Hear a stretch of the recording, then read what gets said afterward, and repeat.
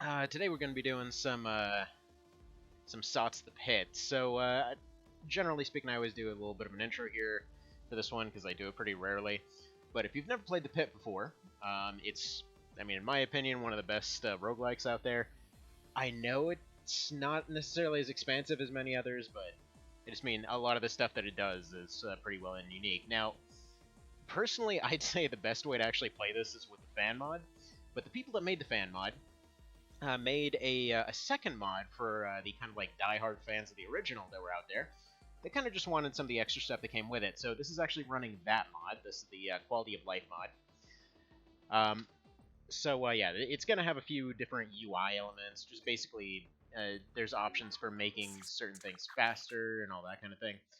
So what we're going to do is the main menu. Just because this redid everything, we're going to go ahead and unlock everything. Since in the original I actually had unlocked everything before switching computers. This is actually one of my all-time favorite games. A bit of a weird one. Basically, it's a roguelike that's very...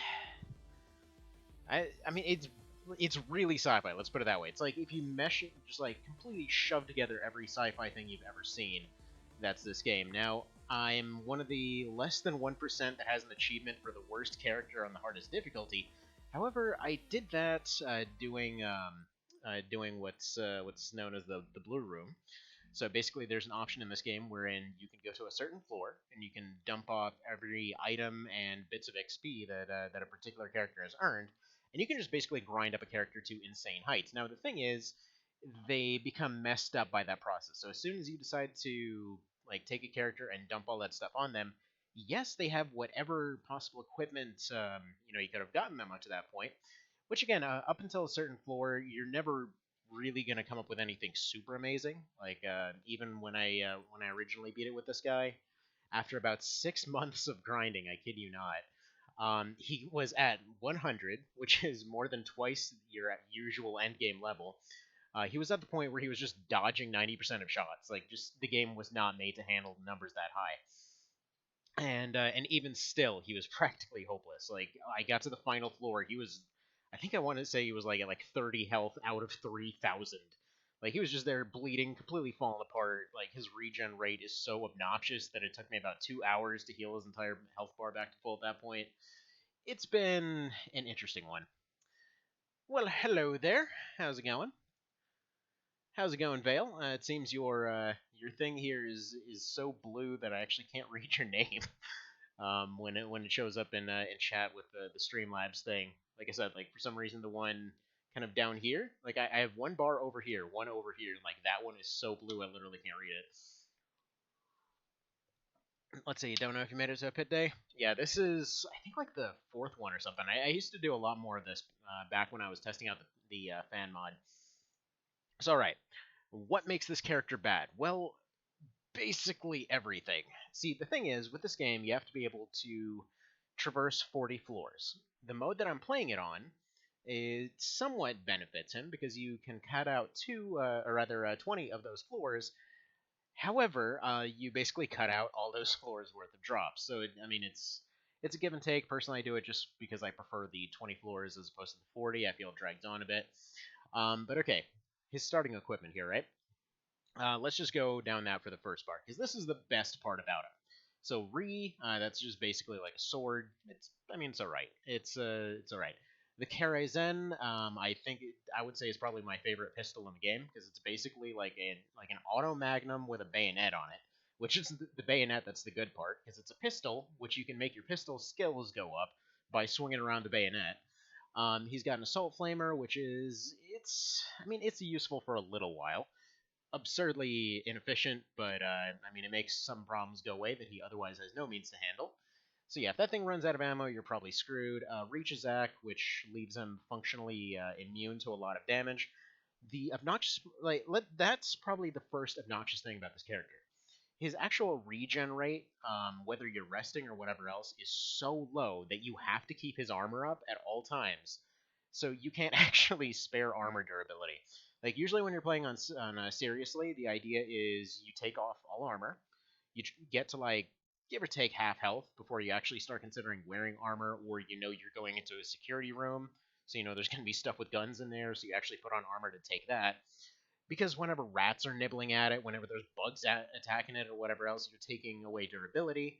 Every single attack has a chance to damage every piece of your armor, so it's a bit of a problem. Anyway, so yeah, the 120 high caliber, those are for your auto magnum over here. Bunch of grenades, some fuel cells, not that many. He functionally has 12 shots of the flamethrower before it's all gone. Breaching charges, which is if he gets completely locked out of rooms, needs to get in there. Med patches, which are the only things that'll keep him alive if he gets bad RNG in his first few floors. Bypass circuits, that's basically 3 assists on a mechanical skill check. Oat mix, which goes really well with a particular. If you find worms, there's a good chance of him finding worms. If you successfully mix it with this, which given his starting, where is it? His biotech is 10 out of 100. So yeah, each of these are just a percentage out of 100. So he sucks at everything. But yeah, if you successfully do that, that'll keep him fed for ages. You might have to sacrifice these though, because as far as I've seen, if you go for like individual skill checks on each of these, they're called Oat Boys.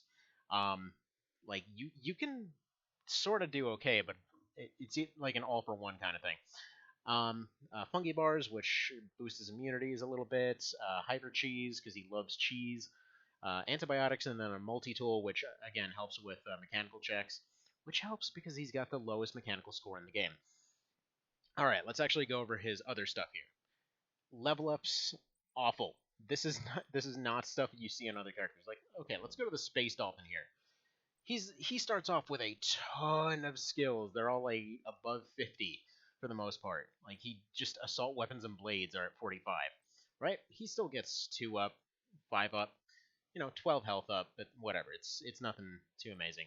This guy has more health up, but okay, 1 less skill point, and he's never reaching those heights. Even by the end of the game, he's never reaching this guy's starting values. Like he's really really bad. So there's that. It doesn't mention it here, but his regen rate is abysmal, like I said earlier. Heavy weapons are a skill that you will. This is like the least used skill in the game. Rifles are okay. He doesn't start with a rifle. Assault weapons are okay. That's his flamethrower. He's only got 12 shots of that thing. Blades are okay. 45 is kind of the break point where you can't train it anymore, and you have to use your level ups to actually make it go up. And then like melee is just kind of fists and hammers. Pistol, weirdly enough, this is one of his best skills, or rather most useful skills, but you have to start off training it manually. I say this because this gun right here, if you can make this last all game, then he's got an okay chance. But yeah, that's kind of about it. So let's get to the actual game here, because I'm kind of done doing on this guy's potential. So here we are. Here's how the game works. You basically have your movement over here. I don't know if that's actually something you can see. Not really. Hello there, Mr. Pro Cow. How's it going? By the way, there is music in this game. Let me know if you can actually hear it. Right now, it's just like a whistling noise, but the music's actually pretty good in this. It just gets slowly more depressing as time goes on. And another thing I'd like to explain real quick, quality of life, the quality of life mod, here's what it adds. So you've got these actually showing numbers. By default, you actually have to mouse over them and look at them. This is much more convenient. This bar, if you end up leveling up twice, you end up screwing yourself on skill points. Basically, to explain how this works, those stat points that he gets, you get 2 of them per level up to put into these. Your skill points, however, which he gets 4 of, one of the lowest amounts in the game, if you use a particular skill, if it's under 45, you have a chance of raising it. If not, then you still have you're basically having the cost to level that up. So all these skills are 2 by default to actually raise up. But if he successfully uses it in any particular manner, so for example, if I have him swing the bayonet of this pistol at some random bat or something, he will suddenly only take 1 point to level up that skill. So you're kind of using the skills that you're kind of raising them by yourself and by your level ups. Here's how the inventory system works. Every single item has a particular amount of slots that it takes. Every 10 points of might increases this whole thing. And yeah, you have your quick bars here to select whatever you really want. I'm actually going to go ahead and put these standard grenades over here. It's a kind of a 6 or 9 tile area. As far as targeting goes, you can kind of just target wherever, target anything wherever, and then we'll just kind of go from there. So this first floor is just the entrance. So we're going to try to get close here. Yeah, his accuracy sucks, by the way. So to explain briefly, um, seriously, difficulty, I believe, is about 4 times more damage from enemies. So we ended up taking a decent amount from that bat. They usually don't even... They don't even really damage most of the characters. This guy actually has some innate armor. Like, he has 40 that he always has on him. That's the highest in the game. That's his only unique perk, which is somewhat handy. It's the equivalent of a flak jacket that he can never take off, but there's certain enemies that can actually melt it. So we didn't get very much from this floor. The point of this floor is largely, like, you'll see a couple trees sometimes, and they'll give you some food or something. It's a little bit extra. All right. Had to give a blushing something up with my eyes. Oh man, it's that bad? It's actually screwing with your eyes at this point? Dang. But yeah, so this wait, what? Why's my spacebar not working? There we go. That was weird. Alright, so like I said, this Karazen is probably the best handgun in the game. So yeah, there we go. It already took some durability off this body armor. If it hits 0... Ah, stole my fungus bars! Give me that. So yeah, you get more enemies, they do more damage, you deal less damage. Normally this thing would be doing about 20-ish. There is an armor system in this game, so every single thing has a certain amount of armor on it. We're actually going to stop using the pistol for a sec. Ideally, you want to try to get a couple level ups early on here. But okay. Yeah, like he says right there, he has no idea what he's doing.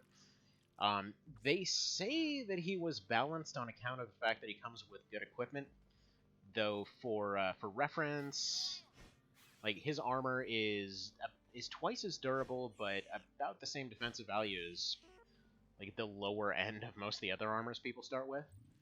Like it's not actually the equivalent of in combat armor of any description, but he does technically have the highest starting armor value in the game.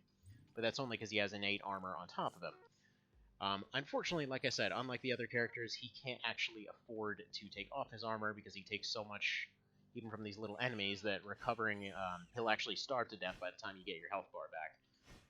And even though I'm sure some longtime fans of this game would probably disagree with me on that, it's definitely the truth. Alright, so there we go. This also comes with a little warning about double leveling.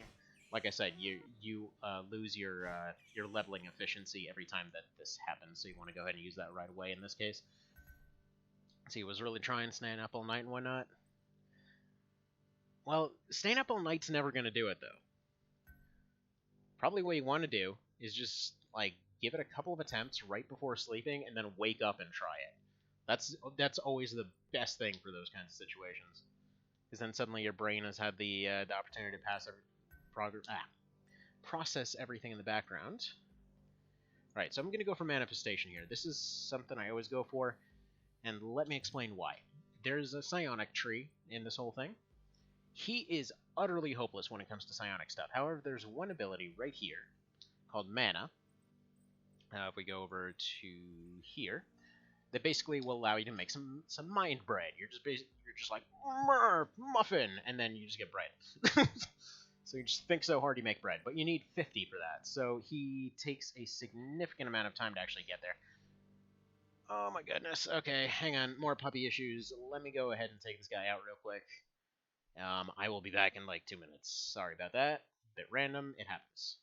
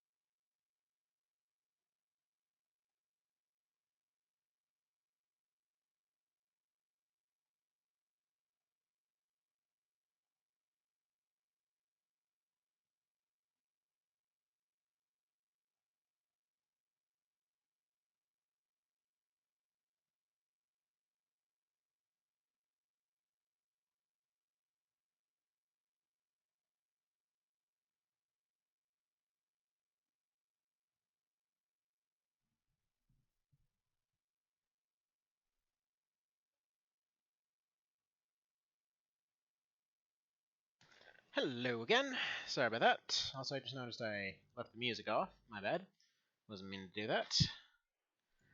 But excited for the first time in what seems like ages now.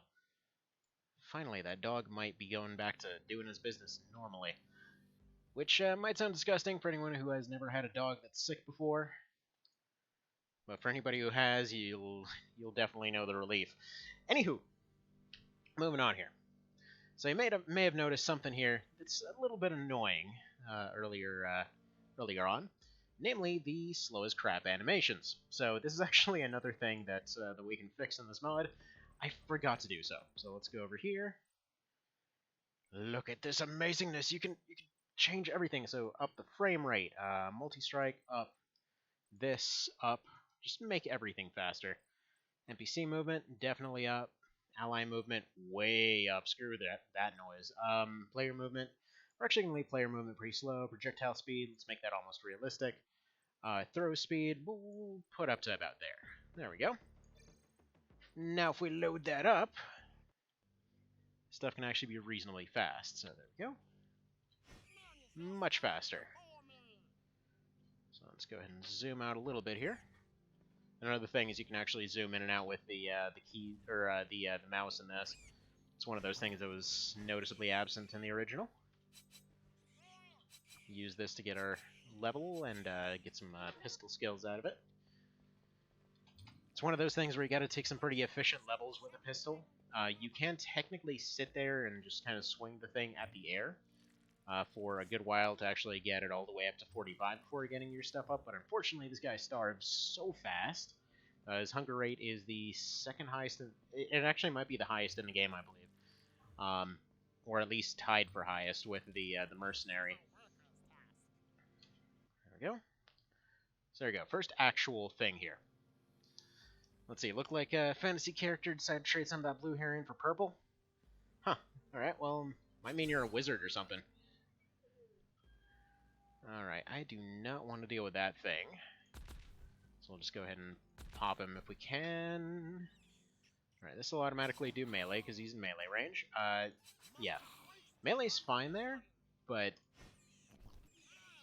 yeah, it's a little bit annoying to deal with those blobs because yet another downside of this guy is that he's really weak to disease. So if you get yourself sick, well, I mean, you start off with 65 might, and I believe his disease resistance, somebody told me it was like -20 to the might check. So normally it would be like 65% chance to shake off the disease. For him, it would be 45. And automatically you should be going for might in most cases anyway. Like personally, my build order for this guy tends to be 70 might. So that he's at least, he's at least got a decent chance to shake off diseases. And then from there, just start pumping finesse. Because 70 might is usually going to be enough for a good long while. And you usually start getting stuff that'll boost it. But yeah, this one I'm just going for that foraging check because we're about to be going up here. Alright, let that robot go in here, close the door, beat it down real good. If your weapons do break, there's other options. Like, for example, he's got arm blades, which are, we're going to go with like 10% better than fists. It's kind of depressing, actually. He's got sweet arm blades, and they suck. Now, another thing you might notice here. Each of these enemies, they have a specific health range. So, yeah, enemies will actually change their health throughout the game, and they'll have somewhat randomized health. Like I said, there's a lot of random craziness to this thing. Give me another 3. All right, 2's good enough. Also, we have a little bit of a dangerous situation right here. We have this guy who will be chucking a grenade.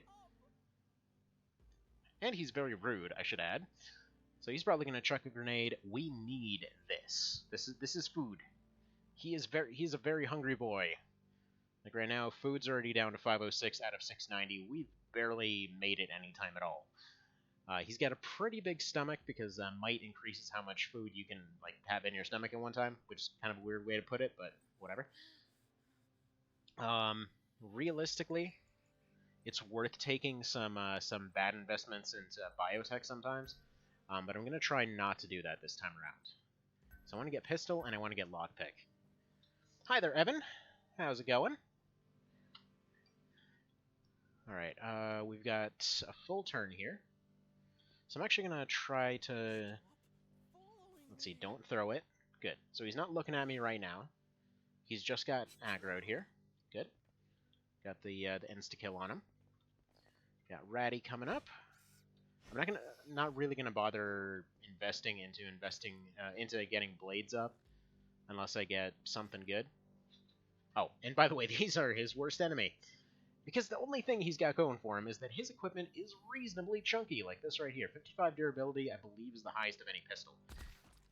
If he misses one of these, they will run up and they will attack durability directly. Alright, that thing I don't really want to fight for now. It's a worker.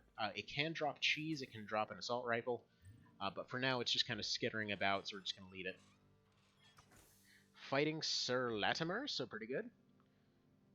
Who is Sir Latimer? I'm probably missing something obvious here.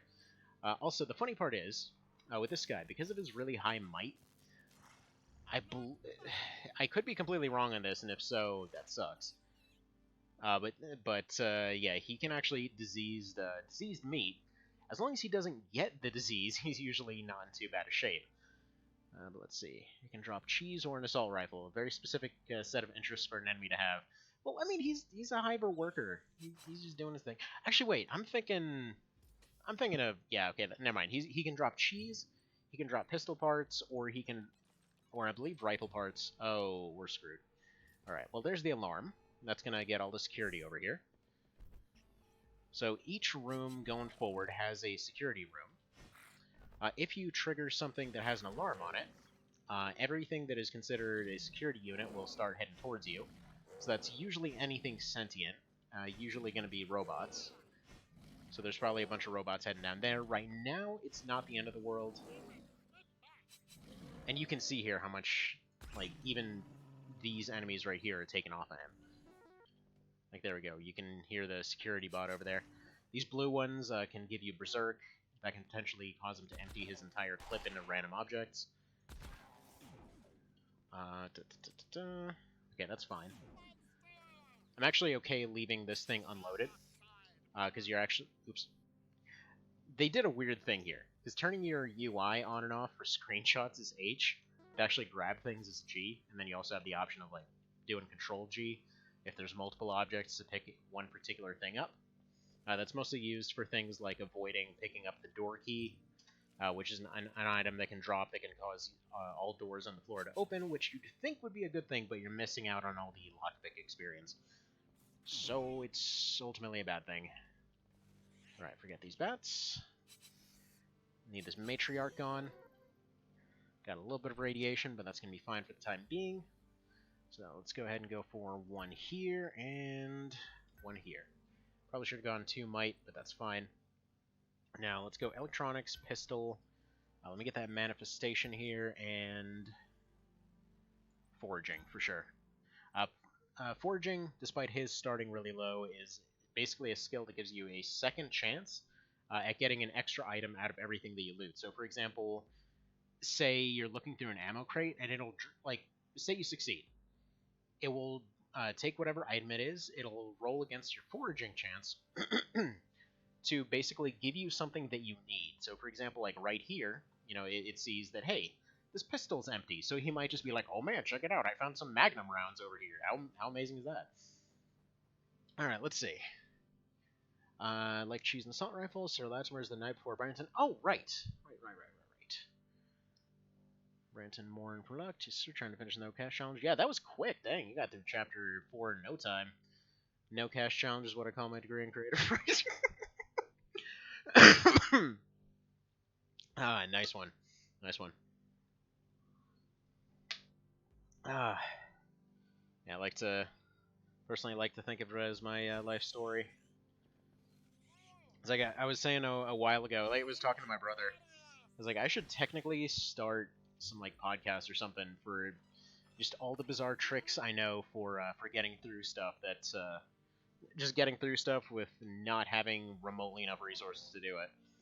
Like, which yeah, you'll get through the thing, and then you usually wind up completely screwed in some other capacity.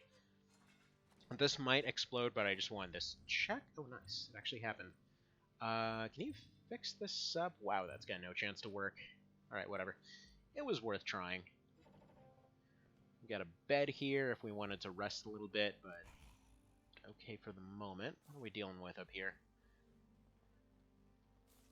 Alright. That'll be okay. Yeah, we gotta make this Ree Chazak as armor here. He's basically like wearing an exoskeleton on top of an exoskeleton. Alright, we got a Psy Helm. You know what's hilarious? That right there. He's the one character that would benefit most from the Psy Helm. Can't use the Psy Helm.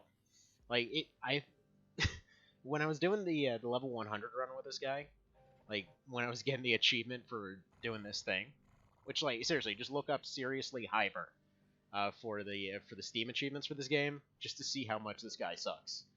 Less than 1 friggin' percent. Anyway, so yeah, pretty much every item that would be useful to him, he can't use. Like, at the time that I was doing it, he, let's see, he couldn't use, I believe it was combat armor. He couldn't use, what was it? I want to say it was the illusion belt that he couldn't use, which basically is just basically a belt that you sacrifice a bunch of your inventory, but you become temporarily invisible. So he couldn't use that thing. He can't use the Psy Helm. Just a whole bunch of stuff like that. I always thought writers were rich. That's a definite no. Alright, that's a shame right there. Would like to be able to get into that one, but it's a pretty decent skill check. Let's get in close range with this guy. It's just kind of pure RNG with the wolves early on. They've got decent armor. This thing's got decent armor penetration. The blade, I believe, is actually slightly worse. Let's see. Penetration on the blade is 70. Penetration on... Yeah, they're the same. So the Krazen, but the Krazen attacks twice. This right here, one of these can easily screw your entire run. So we're going to go for the insta-kill here if we can. Good. Basically with those, if you attack them and they don't immediately die... Beautiful. Security's coming this way. If they don't immediately die, they will send a bunch of dudes that will come in and try to rob you. So that's always fantastic. Alright, so we're going to downgrade our armor slightly here. Yeah, so standard armor. So this would lower his armor by a little bit. There's nothing that 80 armor can't deflect that 85 would be able to at this point. We're pretty much taking minimal damage from anything and still getting completely shaved apart is the sad part. So let's go take a quick nap while looking at the map here. We've got one room. It's close enough that it's probably worth going for. There's still that Hiver out there. Might be able to drop some cheese. We're getting about halfway on that food bar. Early on in the game, when you're getting levels pretty quick, you can kind of, sort of, just keep using your might level ups to just kind of power through without filling it up too much. The best thing for him to use is hero sauce switches, which are Hiver cheese, Tarkin war bread, which we can get later, and and meat. So we've got meat here. We just need a cooked meat. Just basically just any cooking device will take care of that. We might get a free electronics level up out of this if it doesn't explode. See, last time I saw you play this, you had a bad time. That's what the pit does. You have a bad time with it, and then you enjoy it anyway. Alright, there we go. That's fine. Permanently disabled from 3 failed lockpick checks. That's the story of this guy's life. But, I mean, I should point out, it's much more pleasant with the other characters. I personally just like this character because he's trash. Like, legitimately, I empathize with this guy. It's like, man, he's got no skills, you know? Just like, he doesn't have any of the right skills for this situation. Total dork, but he's trying anyway. He's doing his best. And there we go. He turns all emo when he gets hit with fear. So spear speed is increased by 1. If you just end your turn over and over, you can kind of sit in place. Avoids the food cost from coming back. Usually it's only a handful of turns. Right now it looks like we're going for one of the long ones. Oh, nice! See, I'm glad I didn't kill that guy earlier. He just finished that guy off. Oh, it's actually going to be a crazed Tarkin up there. There we go. The best one is when they immediately get, like, they do fear, paralysis, and then fear. Those are just the best. Hi, Mr. Worker. Yeah, their swords cut through armor pretty well. But yeah, they can drop some pretty useful stuff. Now, door traps. I'm not even going to bother with most of these, and since we're pretty early on, I'm just going to go ahead and use these breaching charges. The early doors they can blow through. Later on, you need hinge traps and things like that, which are basically like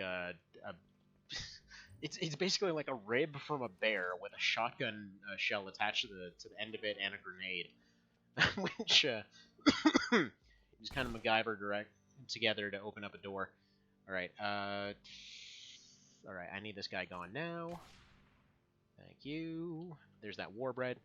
So if I find a cooker now, I've got a decent chance of making a hero sauce switch, which is about a quarter fill of the food bar. So that might give some perspective here as far as how long everything takes. I'm going to do this right here, because I don't have any batteries, and that had the potential to give me a chance to recharge my my multi-tool. Let's see, some of the people making a living on publishing are hybrid grinders now. For example, here, let me click on this so it's not blocked. For perspective, 5 to 10k is the typical advance. It can take 3 years for the book to come out. Books can out-earn their advance. Or a few books can out-earn their advance. Huh. Kind of, so, who decides how much that advance is? It's actually more than I thought. Like, I know you remember...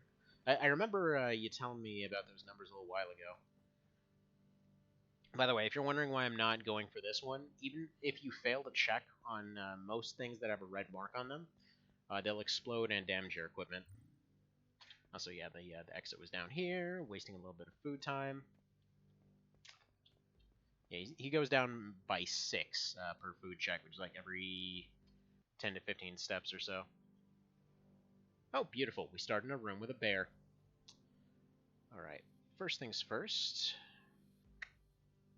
Oh yeah, and a Psy Rat, so if that decides to do some shenanigans, we're screwed. 95 to 15. I'm thinking maybe Flamethrower. I think that still counts as a noisemaker, though. Alright, let's just take the direct approach. Get rid of you. Alright, that's gonna be like 40, 50. Alright, there we go, 3 of those. There we go. Got completely reamed by that friggin' bear, but gotta level up out of it. You usually do early on. So let's take one for mechanical, one for... oh, wait. Yeah, I'll take one for lockpick. I'm gonna have to sacrifice the one for pistols, because I still need this one for manifestation, and good, 3. So we're about a quarter of the way to, or a little over... no, a little over 20% of the way to actually getting what we need there. So let's go start pumping finesse. Got diseased out of it as well. Picked up a lockpick set at some point. Fantastic. Got a mutation. So mutations are, like, if you've ever played any other roguelike, mutations, weapon mods, and armor mods functionally serve like the potions would in something like Age of, like, say, Adom or, you know, Tome or any of that. Or NetHack, any of the ye olden ones. But yeah. Oof. Right. Apparently I can't see where I'm getting shot from here. Which is not usually a problem you have. Right. Time to use this last one. And this right here is why I decided not to reload it earlier. It was an increased chance of getting more bullets for it. Unfortunately, we didn't get any. But it's a one-turn reload. So you can just quickly, you know, pop another magazine in there and keep going. Like I said, this is the best pistol in the game as far as I'm concerned. It's got everything you'd want from one. Now you might be saying, hey, you know, this, and he showed why right there. And why do I go after these crazy folks if they seem to be clearing out enemies? He just destroyed a food logger. So yeah. Also, enemies can hear you, so... yeah, that little boop-a-doo-doo sound was a robot hearing us that was nearby. Didn't hear any mechanical gears. Right. Oh, there he is. It is a security bot. Dick. So yeah, this guy can spit acid, just completely wreck your armor. There's ways to defend against it, but unfortunately, I need this cooker to do it, and it's currently come down with a bad case of completely exploded. Alright, there's a medical room up there. You know, let's just go ahead and use a med patch for safety here. They become a little bit worthless later. Alright, get in close. Didn't get the insta-kill. Ooh, nice, got some cheese. This is the... oh my god, screw this room. Right, I need that guy gone. I need to lure this blob out of here. What are we looking at here? This guy can give you Berserk as well. Alright, there we go. So these are Proteans. This is what the flamethrower is for. So yeah, this makes them go away, basically. Never ever bother reloading the flamethrower until it's actually time to do so. Just because you might potentially get those very rare extra rounds for it. And there we go. What can we actually make? Absolutely friggin' nothing, unfortunately. So all the stuff's unlocked. We know how to make everything. There's a weird mechanic in this game where you basically have to go collect notes throughout the entire game in order to unlock all the recipes, which doesn't really do us any favors for seriously, so they're all unlocked from the start right now. Like I said, I already had 100% on this a while ago. But yeah, we can't really make anything. We somehow managed to get exactly not enough for everything that would be useful up to this point. It's mostly cooking recipes that we have. Alright. These guys can give you spores if they decide to go melee. Perfect. There's that level up. Gonna go ahead and get a bit more finesse. I'm gonna do 1 and 1 for the next turn. Or for the next level up. Alright, crappy manifestation level. Let's get one more for foraging. Like, foraging, if you can get up to maybe 60 or 70, that will just carry you at that point. Let's get one more for pistols. It's less for actual accuracy with the pistol, although the accuracy definitely helps. But what you're going for is primarily durability. You're less likely to damage the thing if you've got a decent amount of skill for it. Let's see. Ooh, brain soup. That's useless, at least for him. So I'll go ahead and use that. I'm going to keep the helmet because I've got a lot of space and there might be a matter converter. Fungal meat, we'll just go ahead and eat. In most cases, he's going to be better off just eating his stuff here. Tainted meat. Okay, we got infected, but it was worth it. Tainted meat is slightly more beneficial than clean meat, at least for him. Again, disease is his main weakness, but if you get a low roll, you're pretty good. So we can go ahead and use that to get rid of the disease, so it's worthwhile. So we're back up to 402 out of 700 for food. Like I said, I know how to play this character decently well. It's just that he's terrible. Alright, so, let's see, was sadly joking based on conversations. Notice you aren't fully writing on book sales. Even some authors of Twitter accounts show they have extra cash inflow. Technical editing is where most of it comes from. Let's see, taking a real try at going hybrid and earning through enough to live on, but it's going to take until the end of 2020. Yeah, it's... that sounds like the self-employed life in general. Well, you just do 50 billion things at once, and then you always get that one person that shows up like, oh man, I want to get a real job and work like a real person. Like, I guarantee I work harder than you. That's not meant to be as an insulting thing. I just mean, like, what you're considering not a real job probably takes a lot more than your real job, and is probably necessary for one reason or another. By the way, if you're wondering why I haven't gone up and tried to melee those guys, it's because their blood is acidic, and they will melt my gun. Alright. Oh, you dick. So here's our introducing... No, here's an introduction to Adaptoids. They wreck your face. Right, I need that thing gone. He's running off to go get help. Let's go get attempt to get a lockpick level out of this. There we go.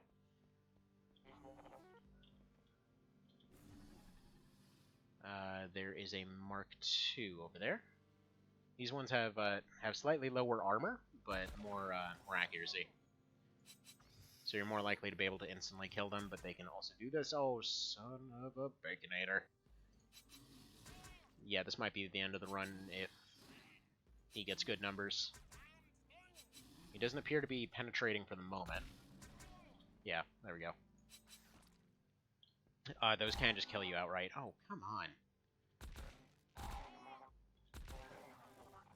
Wanted to kill him there, because if I didn't, he would run around the corner. Also, that sound right there was a giant snake. So let's go ahead and pop some of these. These things don't end your turn, so kind of just a free heal. And this is the kind of stuff that you really want to save the pistol ammo for. Alright, lots of first-time encounter. Oh, that's the security room, that's why. That's why we're having such a hard time over here. If only we could make the epic bacon sauce switch. They never do explain where this pickle comes from. The ultimate in over-the-top power sandwiches. Get a real job, hippie? Yeah. Get that pretty regularly. Like back when I was doing... Alright, let's hope base paste works. This is the stuff that you use to avoid... Beautiful. This is the stuff you use to avoid acid. You just pop it on, and I have seen that 99% fail too. But this will basically avoid a lot of the issues that we would otherwise run into. Alright, 5 cooked meat, 99% chance, please do it. Haha. And hero SOTS The Pit. It's probably going to be the last use of this thing. 60%. This is why I said this is basically his ideal item. Because it gives one of the highest like efficiency yields in the game as far as food's concerned. And 60%, like, it's pretty easy to make. So there we go. Beautiful. Give me that 200. Or 300, right. Yes! There we go. Take that full food bar. So that's pretty alright.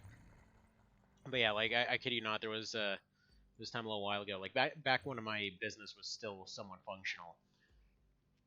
And there was, I was talking to a realtor person, like, oh, it's like, oh, you're just, you know, buying and selling things, how dare you? I'm like, well, it's legal, so what's the issue?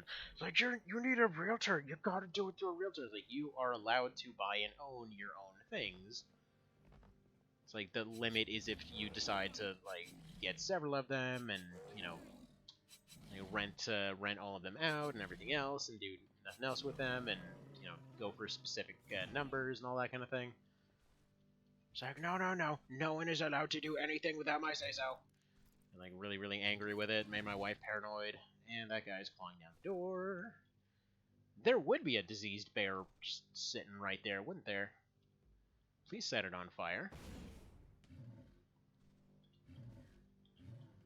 Like, that version of self-employment was not working for them. There was when I started doing gig jobs and everything else, it's like, oh, you're not allowed to work from home. That's not a real job. It's like, do you have an alternative? Like, we have 2 kids and no one can afford daycare. And at the time, I was also providing free daycare for somebody else, and did that for as long as I could. It's like, if you have a better plan, feel free to suggest it. Like, I'll just get a real job and then go pay for daycare. It's like, they're basically in the exact same place, except I don't get to see the kids and some random person's watching them. Like, how does that work? How is that better? Oh, come on now.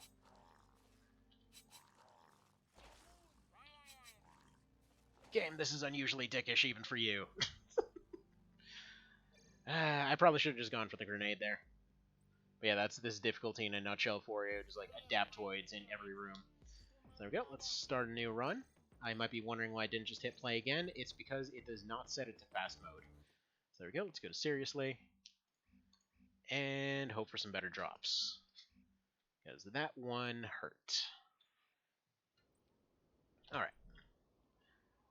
Let's set this to quick bar, and away we go. So first of all, do we get any ice gems? Ice gems are a type of fruit that can spawn in this first level. They're very handy if you can get them. He's only got about a 20% chance of being able to find them on the tree instead of getting attacked. Unfortunately, nothing. Once again, it's just a bat and nothing else. It's like, you can kind of think about it kind of like that that first hunting spot you get in Yukon Trail. That's basically that first floor. Alright, it was nice to at least have gotten an armor job last time. I guess technically speaking, I probably should have just kept the Reach Azok on. It's not like it made much of a difference damage-wise, but it's actually not a very good armor. Like, 45 armor is, like I said, pretty much barely above a flak jacket. Which, considering you can basically get all the way up to power, like, friggin' full-on power armor in this, it's not very much. So I think power armor is 100, flak jacket is 40, a jumpsuit I want to say is like 30, and then the combat armor many of the characters start with is 50. So it's, I mean, his 85 is only a little bit better, and most stuff you run into tends to have about, give or take, 40 penetration, depending on what you run into. Like all the snakes and whatever else, I believe that was a good bit higher. Let's see here. Like, yeah, adaptoids. Let's see here.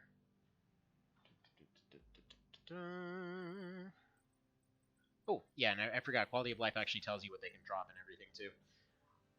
But let's see. Large bite. Does it say? No, it does not.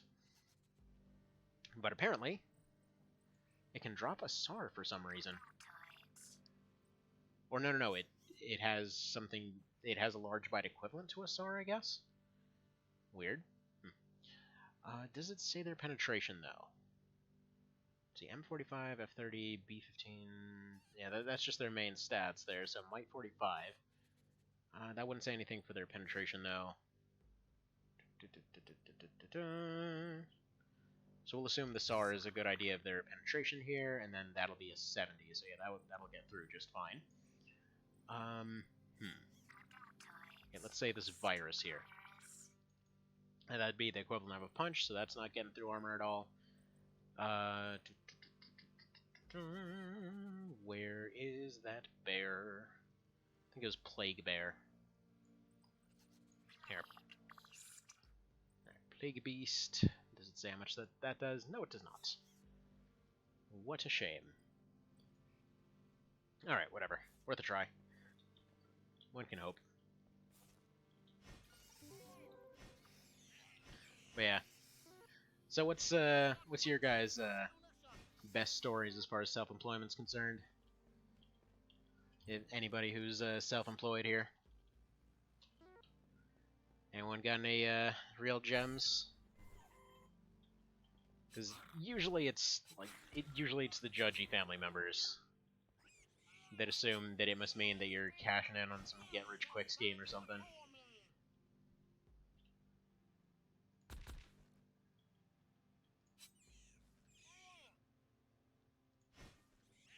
Worked for the man. True. Fair enough. Actually, yeah, I still haven't technically guessed that last guess. So let's see. It's a government job of some description. Oh, crap. Alright, step away, take a shot. There we go. Thought he got killed the first time. Apparently not. Took a big old chunk of durability out of everything. Ooh, crowbar. Perfect. Yeah, crowbar is one of the best early drops you can get. Almost getting a double level. Let's just go for full finesse this time, I think. Not even go for might, because I didn't really need all that yet. Let's say around 6 or 7 I'll try pumping might, because we might need the items at that point. We're not going to go for manifestation this time. Let's just go foraging. Pistol. Let's see. Blade is fine where it is. The other ones haven't been used yet. Let's say biotech. We're going to try to pump biotech instead of manifestation. To see if we can get some better successes. Oh, this room is just dang pretty, isn't it? Right. Matron's gone. This is the mash F until everything is eventually dead and we hopefully survive room. See, when I freelanced as a programmer about the first embolism, took about 2.5 years to get my last paycheck from a client. Yeah, that sounds about right. Yeah, gotta love when people are surprised when like 9 out of 10 people try to screw you on payments. They're like, "Oh man, you must work for shady and bad people." Like, no, this is like everybody. They all do this for some reason. Hang on, let's see. 2.5 years is a while. Corporate man, not a J-man. Okay, okay. Are you Bill Gates? Bill has 4 letters. Evan has 4 letters. Your secret's revealed. I knew it. I knew it. Alright, let's go ahead and take this level. Get that finesse. Give me that biotech. Give me that pistol. Give me that absolutely nothing else, it looks like. Well, that's depressing. Yeah, the one thing about doing manifestation there, your size skills are always 1 point. See, in his defense, he was renting his house to his brother, and his brother ran off without paying rent. Same time, client got his girlfriend pregnant, and the business hit a downswing. Oof. Yeah, that sounds like a good way to hit the ground fast. Yeah, I think what ultimately killed my business last year was just up to that point there were always people coming in and wanting to start their own little pockets all over Michigan, like looking for cheap houses and stuff like that. So people would buy like absolute garbage for a pretty I say okay price. By the way, I know this is a 1% success rate. These stasis pantries have a decent chance to, if they say 1%, you'll usually still get the thing. You'll just trigger the alarm, so it's still worth trying it. Anyway, but yeah, so it was always stuff like folks coming in from like the Middle East or something like that, and around Dearborn and Detroit and all there were a lot of a lot of communities, and so they would go and set up their own little thing and start a little community, and usually they would go and try to pick up all the houses around a little neighborhood, and then they usually wouldn't be running into the issues of folks getting all up in their business and everything, because we'd always end up hearing horror stories like, oh yeah, we tried to move over once and we tried to go to like what the hell was it? What's that one town? Oh yeah, there was a story of one guy tried to move to River Rouge and then just like ran into clan members. So that's always something else. But yeah, you gotta get all sorts of things all over the place. But yeah, point being, it was a nice little spot for them for quite a while. And then yeah, 2016 rolled around, and let's just say Orange Boys scared off a lot of folks that otherwise would have been setting up very happy lives. So that whole thing died pretty quick. I mean, the ones that made it are still there. There's still some folks coming, but as far as the kind of trash property market, it just died at that point. Like, granted, it wasn't ideal, but it was a nice little business niche while it lasted for well over a decade there. And then just started freelancing, because not a whole lot of other marketable skills. Alright, closed door, pop dude in face. Get teleported back to the entrance. At least it wasn't a wormhole. Actually, wormholes are pretty useful for this guy. Because he's usually got the durability to keep on keeping on. He's just very limited in terms of what he can actually do.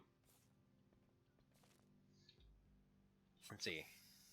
Figured he'd take care of himself first. It was weird when we got the check 2.5 years later. Said it was a point of pride. Yeah, I gotta respect that. Sounds like a good guy.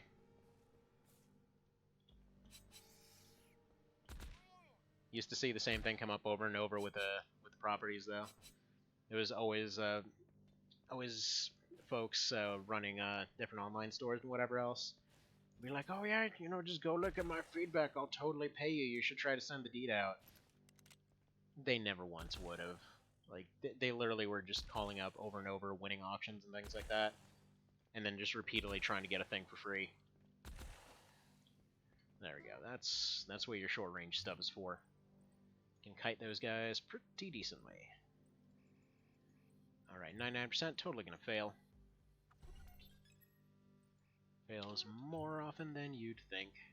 This game just automatically knows when you think you're comfortable. Because that's when it hits you with 99% fails and all that kind of thing.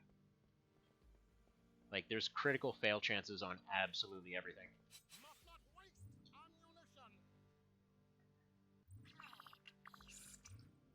Neat. Got more of an email.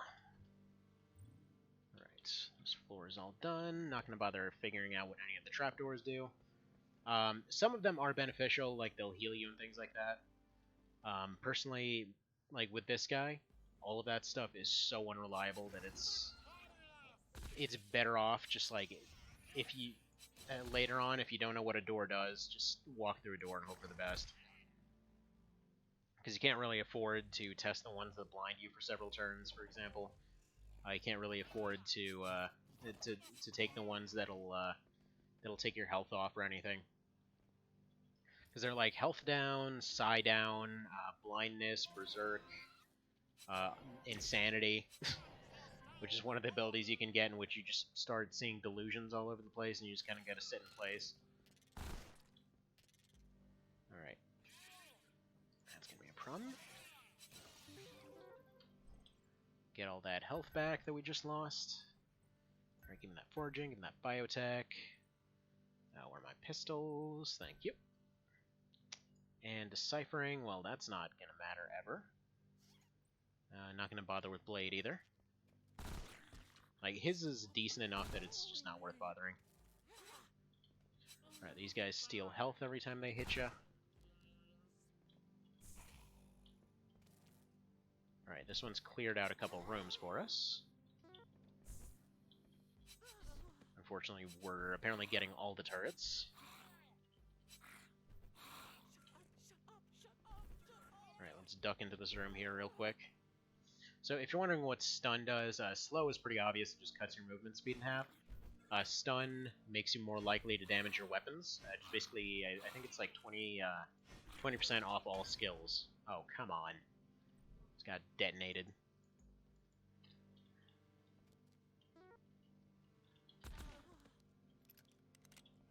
But more importantly, got a bunch of durability damage.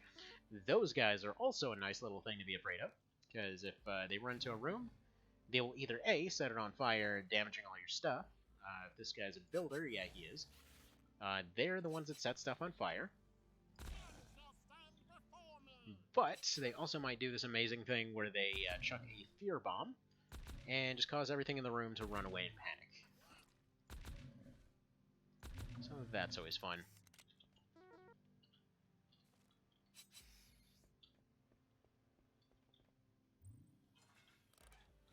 Actually, no, wait, that's got a decent chance to succeed if we do this. There we go. Beautiful, and almost halfway down that health that we already seem to be keeping pretty promisingly up there. Fail. That's a shame. Yeah, that base paste would have been really useful. Like, it just passively does its thing in the background. You don't really have to worry about it. Alright, security room. Of course there'd be a bear coming from the other side. Why wouldn't there? Alright, we're gonna close this. Reload real quick, since he needed to get closer. That room does seem very worthwhile to get into, though. We're gonna have to expend a lot of bullets to get in there, but... Okay, we'll keep it closed for now.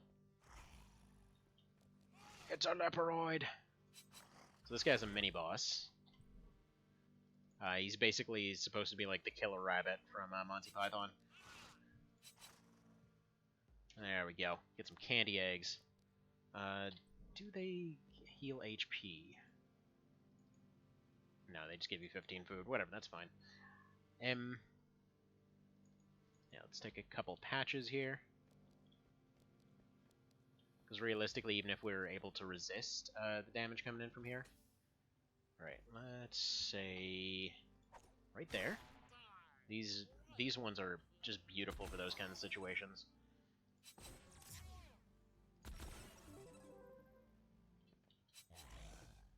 Shank, there we go. That is a nice, beautiful clear right there. That I can't interact with, so that's going to be a fake. Alright, can't get into that. Can't get into that. Might give me some good, and it's a mod. Well, that's a shame. 22% chance. Well, I mean, we still might as well go for him. We just got a few extra level ups because of finesse hitting 50.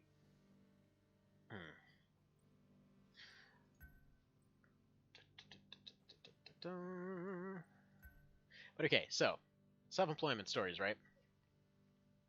So I gotta say, I've been kind of surprised, and when my wife was looking at him, she was pretty surprised too. Like, just the sheer amount of weird stuff that's out there to be done. Like, for example, there's entire like areas just dedicated to teaching random AIs how to identify stuff. Which, yeah, I guess we're technically contributing to the future friggin' robot revolution or whatever, but still, you know, it's nice. It's nice that they pay a little bit extra for that. All right, well, that was so far from worth it. Not worth it. It's not even funny. Or rather, are you a wormhole? Yes. All right. If we succeed in grabbing this, this is like a future win button. It's actually very rare that he can even identify these. That's one of the reasons that blue rooming everything with him was so difficult. Because the blue room method I was doing was collecting wormhole traps, which are pretty rare up to floor 5. But I was just doing runs to floor 5, collecting wormhole traps, oh, come on. Of course there'd be one of you here. They can just paralyze you, so it's not really worth anything else. They can usually drop that same grenade. But anyway, yeah, we just keep doing like level 1 runs with the Lich. It tended to work pretty well. Alright, let's go get more cooked meat. There we go.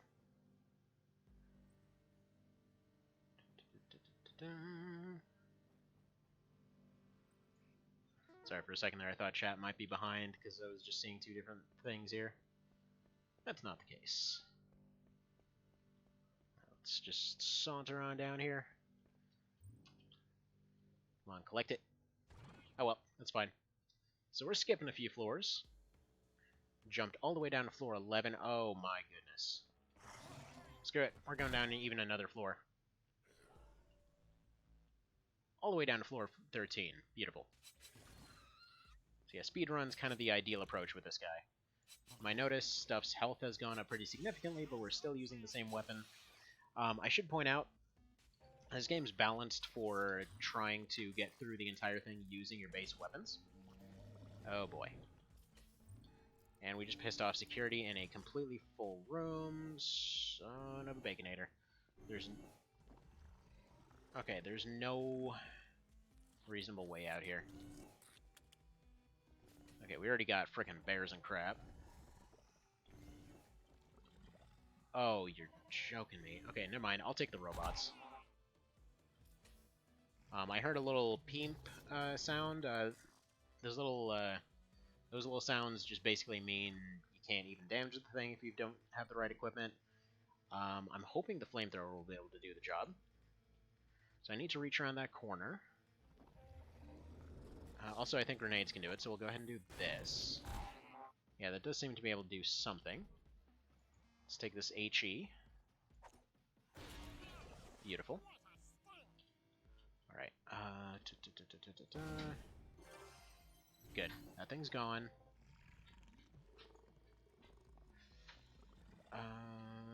Let's say... Yeah, we need to retreat.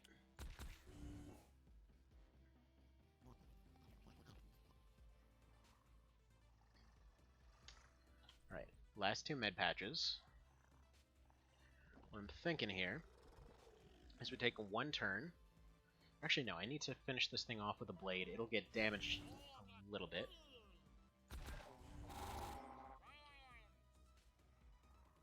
Alright, and now we should be able to flamethrower those 2.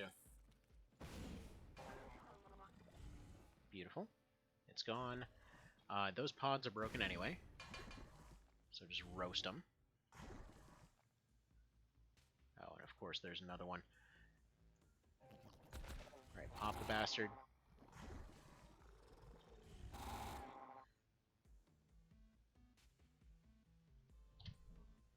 Yeah, there probably isn't a way out of this. I can sort of edge in here.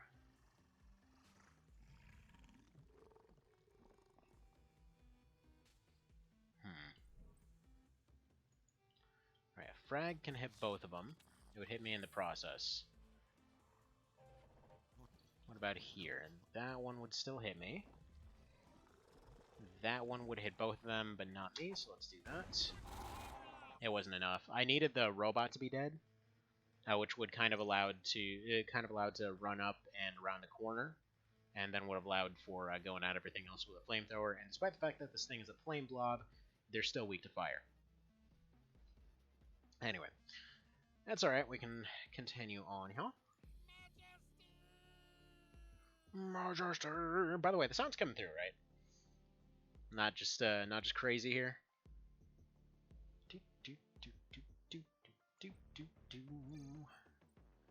Alright, new game. That still was better than most attempts, at least. Because that's the thing with no blue room. Like you got to take weird chances sometimes. I think Biotech was definitely doing better than Manifestation, since yeah, realistically we probably won't get to the point of getting Manifestation. We'll more than likely need some of the bigger, heavier ordnance. Because, okay, once you get to the last boss, you ideally want a laser rifle and 2 laser backpacks, at the very least. You can do the entire fight taking no damage, but you basically got to take blind snipes from the other room, where the AI does not have a chance to react. I don't think the quality of life bug, or I don't think the quality of life mod fixed that at all, but it's hard to say for sure. Let's see, weirdest thing about editing freelancing is that the pay for a 10-page software development paper and a 400-page novel is about the same. There's no reason to want novel clients versus software clients. How does one do this software editing? Wait, that's... Like, what do? You just look for code? Like for a mistake made in a line of code or some such? Sounds like a pretty sweet gig. Funnily enough, like when it comes to actually looking for mistakes in code and that kind of thing, had enough background messing around with mods back in the day. I think I might actually be somewhat decent at that if I tried it. But I don't think that's actually what that means. If it is, though, that'd be something else. But apparently I am slow at reading and checking text, but... sorry about that. Was hoping to be doing stuff a bit faster. See software development papers, so like study going into methods, theories, and experiments related to coding. It's not like editing someone's code. Okay.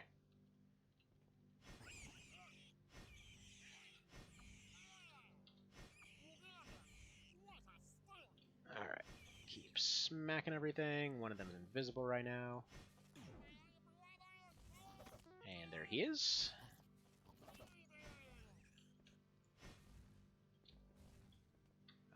just the worst. Get over here.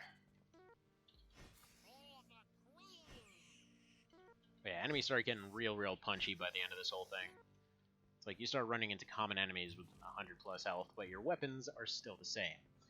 It just starts taking more and more resources, floors start getting larger and larger, and the idea is supposed to be that you end up going through, through trying to avoid as many fights and floors and everything else as possible. Though usually it frustrated people because they're like, no, I want to do my RPG thing, and I gotta go through and clear every single corner. And there's just no way that's gonna work out. Alright, let's go ahead and go for the finesse biotech method again. That worked out alright. Ish. Alright, pistol, foraging. I should have gotten a foraging check. Dang it. It's alright, we'll get it next level. There's the foraging check. But yeah, that sounds like a fancy thing that you need to get degrees for. No! Stop melting my things! Yeah, you can see why in quick mode there's a decent chance to actually get down to the final floor with this pistol. Funny thing is, if you get a penetration upgrade, you can actually beat the last boss with it. And in that, what was it? In one of the runs, I want to say it was one of the fan mod runs, or it might have been the level 100 run actually. I ended up beating the last boss with a starter pistol, and I was pretty happy about it because I remember there was some guy in the forums like, yeah, no, you can't do that. It's only 70. You need at least 80 to get past his armor. And it's like, well, you get 2 penetration upgrades, and what do you have? 80. But yeah, to be fair, in that run I had 3 of them. Because I think for the insane run, I'd gotten up to, let's see, the blue room gave me 3 Crazens, and had gotten to, I want to say 80. I think it was 80. And yeah, that one went drastically better than level 100. Even though what's funny is that for the 100, I ended up getting the technically best armor in the game pretty much immediately. Or at least for this guy. The one thing is, though, it doesn't last whatsoever. It's like it loses armor value every time it gets hit. It's got a shedding carapace, which, funnily enough, you can craft into a different version, which restores its armor value because it's now a different item. Oh my god, what is this floor? Alright, it is time for a nade. Delete button, please. Yeah, those matrons will repeatedly spawn these guys. They're pretty mean.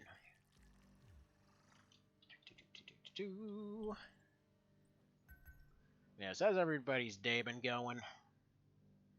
Hopefully pretty decent. Hopefully not a lot of dogs having stomach issues involved. Yeah, wow, I'm getting really bad chances of checks on everything. Alright. Let's pick up these bindings and move on to the next room. Yeah, that's one of those things I like about this game. You can just keep going and going. Like, you can make the decisions relatively quickly. It's like it stops every now and then. Everything's visually distinct. Gotta kind of MacGyver your way out of a lot of situations. And it's nice and snappy, at least with the fan mod. I will say the animations were really slow in the original. Oh, wow. This is something else. I should have gone flamethrower there, actually.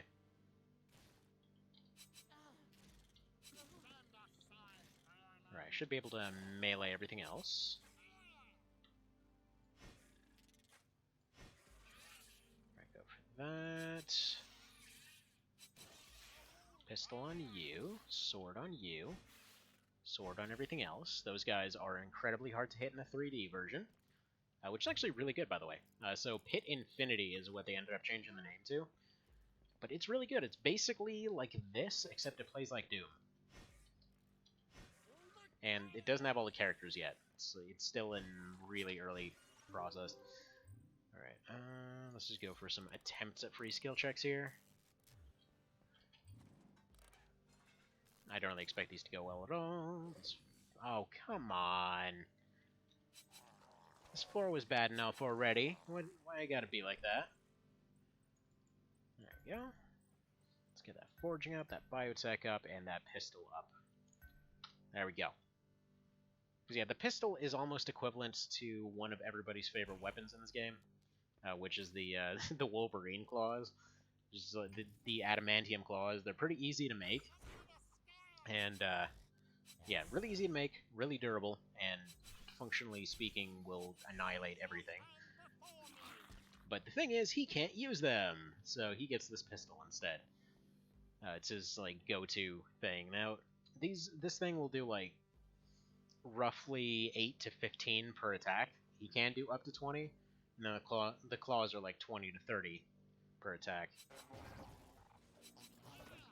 But if he can make these last, or if he can make the Krazen last, it's pretty darn decent. Actually, funnily enough, after watching this one video the other day, ended up re-downloading the original Sword of the Stars, which is absolutely nothing like this. It's this 4X space game that I completely don't understand whatsoever. For some reason, I thought I'd understand it that time. I still don't understand it whatsoever. Last time, I managed to actually get into a space fight. This time, I couldn't even figure out what the hell I was supposed to be doing. 4X games are complicated, man. They are very, very complicated. Alright. Alright, slowed and stunned. I do not want to be using this thing right now, but I need this thing taking damage. Oh, for God's sake. Enough. Alright, put us over the edge. Thank you. Thank you very, very much. More pistol, more foraging, more biotech, please. Okay, I can only do one, so foraging it is. Don't need to do blade. Leave that where it is. That's just mean. Sir, this is floor 5. What are you doing here?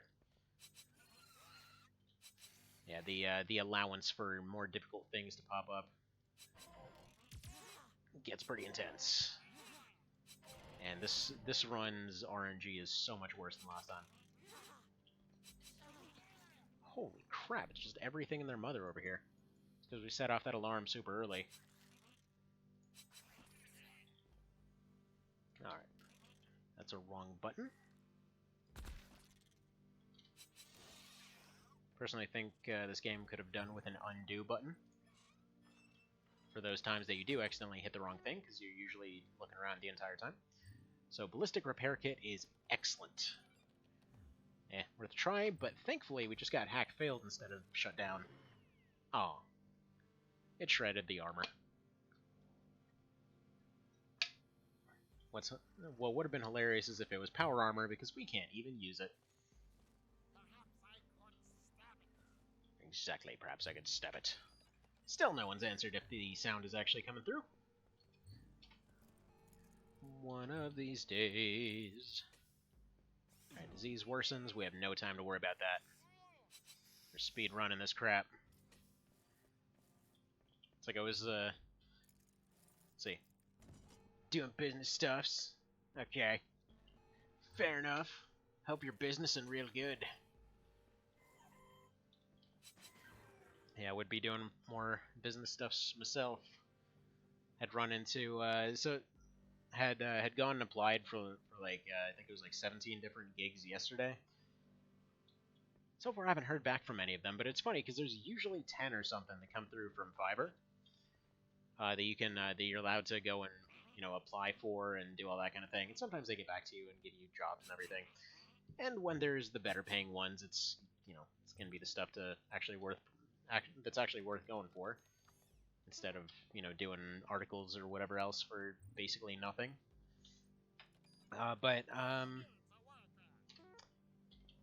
yeah, what's funny is that, yeah, I applied for all of those, ran out of applications for the day, and rather than 10, it was the one time that there were 80 there, and that's when at that point I looked up like, oh man, I was just going and filling them all out, and thinking it was like just a normal day, and there's all these ridiculously high-paying ones that I just didn't even get to see because they weren't on the top of the list. But oh well. Their system's not ideal on mobile, but it is what it is. Social media stuff. Well, that sounds terrifying. Alright, let's say boom. It's a terrible way to start a floor. In fact, you know, let's just go for a frag here. Realistically, I don't use them that often. And it's gonna make this floor a lot easier. It seems like we're far away from stuff.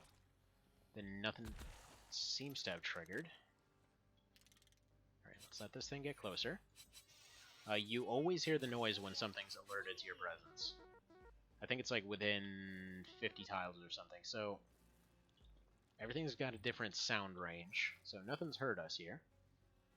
In fact, it's one of the reasons that the Scion is almost completely busted in this game. Because A, he can just generate infinite food.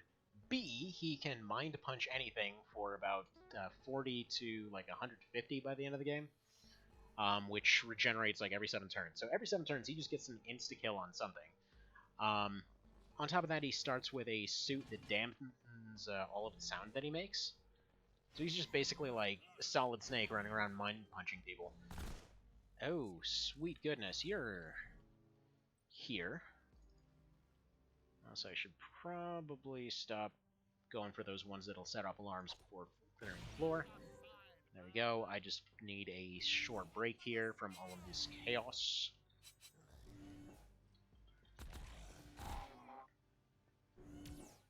Alright. Pew-pew that one before he shoots a stun beam.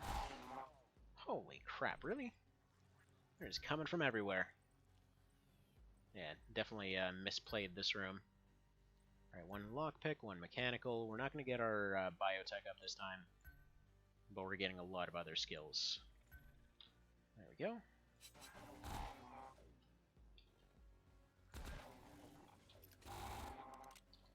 And another one. And in case you're wondering whether they know when your back is turned, yes, they do. The devs and the folks making the fan mods were basically able to confirm that.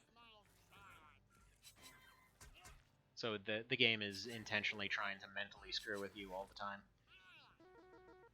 Also, yeah, there we go. Several hundred pistol rounds for a pistol I will likely never get. Alright,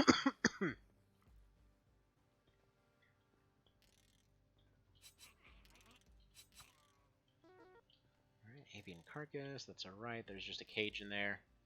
Nothing really worth pursuing. There's something like a 2% chance when you open a cage you get a free ally that'll run around helping you out. Usually they're base level, they'll die from a single hit, but they do have infinite ammo at least. I remember in one version a really long time ago, they didn't even have infinite ammo, they just had one magazine on them. So you just basically get a guy with a single laser pistol or whatever else.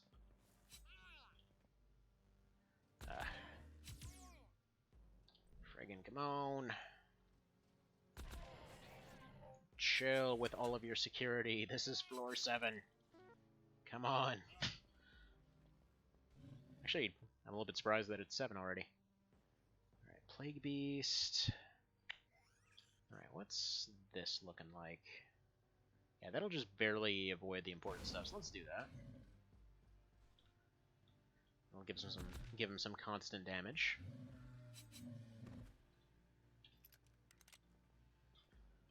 Load that up for now. Alright, we can make goop rounds or rifle rounds. No sense in doing that right now. Actually, it looks like the goop rounds were actually added into this. Oh, beautiful. Yeah, goop rounds, I want to say, were definitely a fan mod thing. Oops. Yeah, if you hit F, it'll automatically attack wherever your thing is, or it'll attack the closest enemy, which unfortunately sometimes means you'll shoot at a door if there happens to be something sitting there. You dick! Yeah, you get occasional moments where those guys will just sit still and do nothing. Alright, moldy bread, that's okay. Oh, just go away with that engineering room.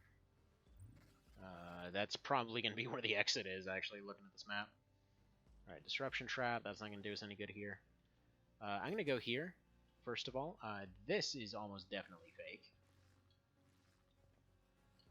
Yep. So we can safely take a few shots at that.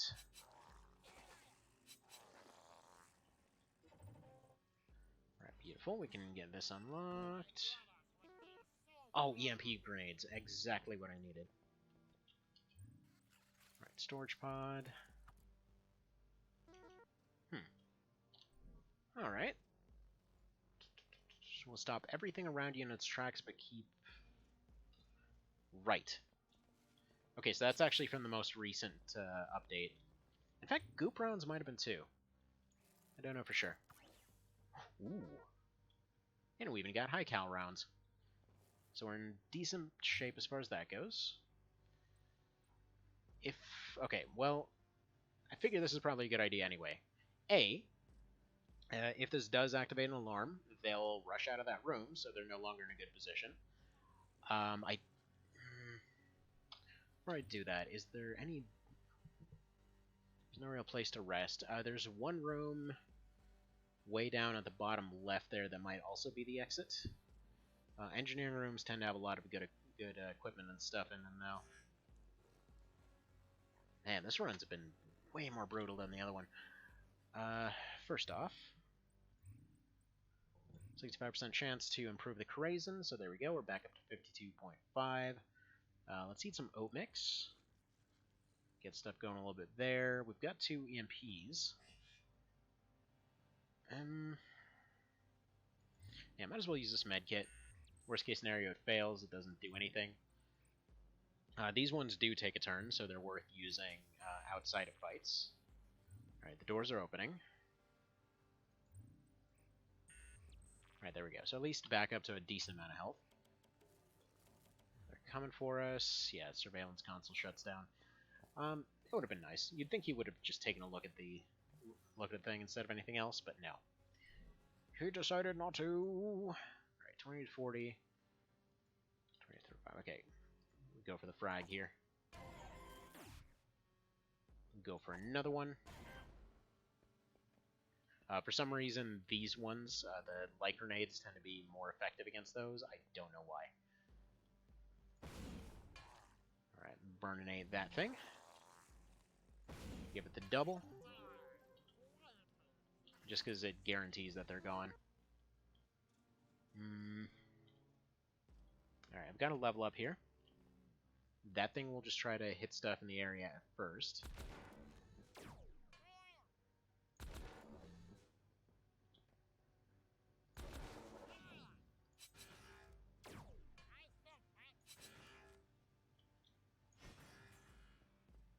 Perfect, and unfortunately nothing else really good in here. Okay. So let's continue. Now, we're at 7 now, so it's worth going for might. Just kind of up that a little bit. Alright, electronics, pistol, all that kind of business. We've got foraging again. Yeah, go for foraging. Just foraging is what keeps this guy going. And this one, might as well just go for whatever's happening here. Alright, damaged. Fine. Armor's looking really rough right now, though. Because we've just been running into fight after fight after fight after fight. Anything new we can make here? No. Unfortunately, failed that 95%. Because, of course, we did. Alright, looks like we gotta get in here. So this is what those charges are really useful for, because, again, you don't really have the time to be messing around with a lot of other stuff. Right, there's an abomination in here. So go ahead and burn that. Or necrotic horror, sorry. As metal as it sounds, they do a ton of damage, so... Just gonna go ahead and do that. What's the plot of this game? Basically, there is a Okay, there's a lot of stuff going on there. So it's basically like a big old universe-wide kind of a territorial war type situation. With kind of like a Star Trek type situation. Let's put it that way. It's the closest comparison. So that's what sort of the stars 1, 2, and 3 are actually about. It's a big old 4X game with you've got your humans, so Soul Force. You've got your Tarkins, who are honestly the closest thing would be whatever the hell Garrus was again in Mass Effect, like just basically like bird-looking people. You've got the space dolphins, so the Lear. They're basically like just they look like they're tripping out half the time, but they're just psychic space dolphins. Just go with it. You've got the Hivers, who are these guys that are, I mean, they're basically the Zerg, except a bit more individually motivated, I suppose, is the way to go. Like, this guy technically can't recreate himself or anything. Guy can't reproduce, but they're mindlessly obedient to their queen and all that kind of thing. They're not really a hive mind. It's more like they, follow her out of necessity. But yeah, not a hive mind. So, like, for example, this guy's backstory is he had some friends on a retirement colony that basically had a zombie apocalypse, more or less. And it's not a like zombie apocalypse. It's zombie with an X, which is just basically some crazy space disease, which there's a bunch of in this universe. There's way more backstory than anyone ever asked for. But like they're just mega zombies. They just like turn all black and become nigh invincible. So like I think just standard like dude that got turned into a zombie that you run into around the final few floors, you need like 8 mags to actually take them out. They start morphing and all kinds of other stuff, and yeah, there's a whole bunch of stuff going on. But yeah, he basically had some friends that were in that colony, so he's looking for a cure in order to save them. Every character's coming in here with different motivations. Like there's one guy that's literally a lich. He's just basically a skeleton that came in order to get in order to destroy the cure, so that his master will give him a new body. But yeah, the place is functionally like Aperture Labs, and they've got a cure for this mega virus type situation at the very bottom. The first 3 characters, you got like your generic action hero guy, who just literally spouts movie lines every single time that he's hit, or accomplishes anything. That guy, what's his face? Travis, I think. Yeah, I think it's Travis. Actually, yeah, we need a frag here, not a regular. Let's go for this. Currently dimmed because we're really poisoned. I don't have any way to deal with the poison other than just kind of tough it out. Does sound like the name Someday Won't Stop Quoting Monty Python? I don't know. He actually might have some Monty Python lines. I don't know for sure. Honestly, I don't like the using the Marine very much. Like, he's here because his girlfriend is trapped at the very bottom.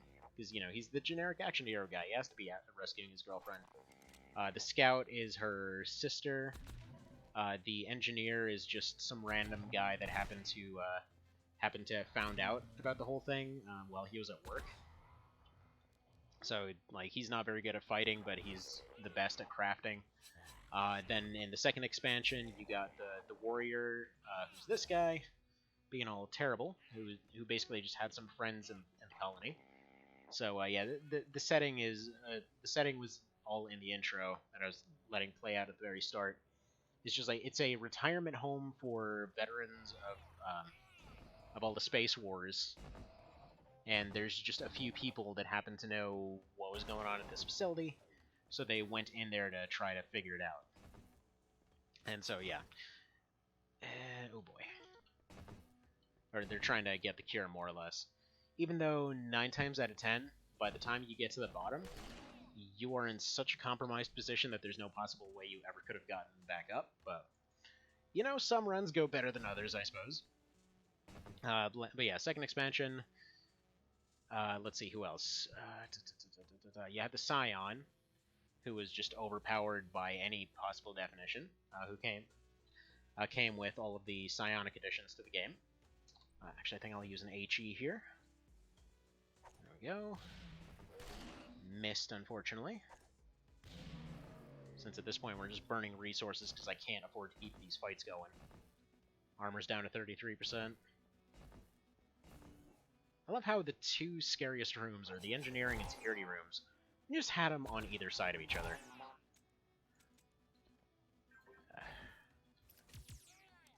Oh, come on now. Yeah, I'm out of med patches. Could we not, maybe? Acid patch won't even let me get out of the way to not shoot at him. Just die, please. Alright, I believe that wolf's gone invisible. Is there anything I can do? Yeah, there we go.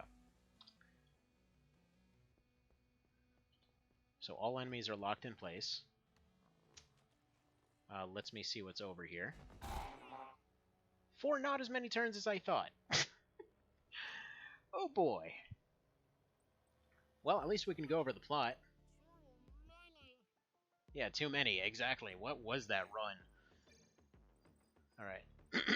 So, let's go over this again. So yeah, here we go. Here's the different characters. So, Travis Hudson was honorably discharged after the second battle of Mjolnir. He chose to retire to the rough frontier of Arbuda 4. While building his cabin in the Feldspar Mountains, he met and fell in love with a Tamiko Shinura, whatever how you pronounce that. Beautiful young scientist. As a former Marine, Hudson has high might and average finesse, but he might be a few marbles short in the brains department. His combat skills are still sharp. And yeah, he just like quotes movie lines all the time. Engineer here, so Temba Mabale is a ground forces engineer assigned to help build colonial infrastructures in Arbuda 4. Very good with technology and excels at crafting computers and electronics. He has high brains and good finesse but low might, which might limit how much equipment and loot he can carry. Among a whole bunch of other problems, like he is the most likely to just die if you get poisoned or diseased or whatever else in the early game. Right, so the scout, Toshiko Hoshinara is a pilot in the Soul Force Scout Corps. Twin sister Tamiko disappeared while doing classified research on board of 4. As a trained scout, they are fast and have high finesse, good brains, and average might. She has light combat skills and some basic training in technology and basic skills. She's probably I would say, second best character in my opinion. Or at least my second most preferred character because of this right here. So 8 skill points. Basically, she can max out every skill by the end of the game. Alright, who else? I don't know why they never have music on the select screens, but that's their choice, I suppose. So, the Scions. So, Scions are men and women who are specifically trained to use the powers of the mind. They're chosen for their power, intelligence, and sensitivity.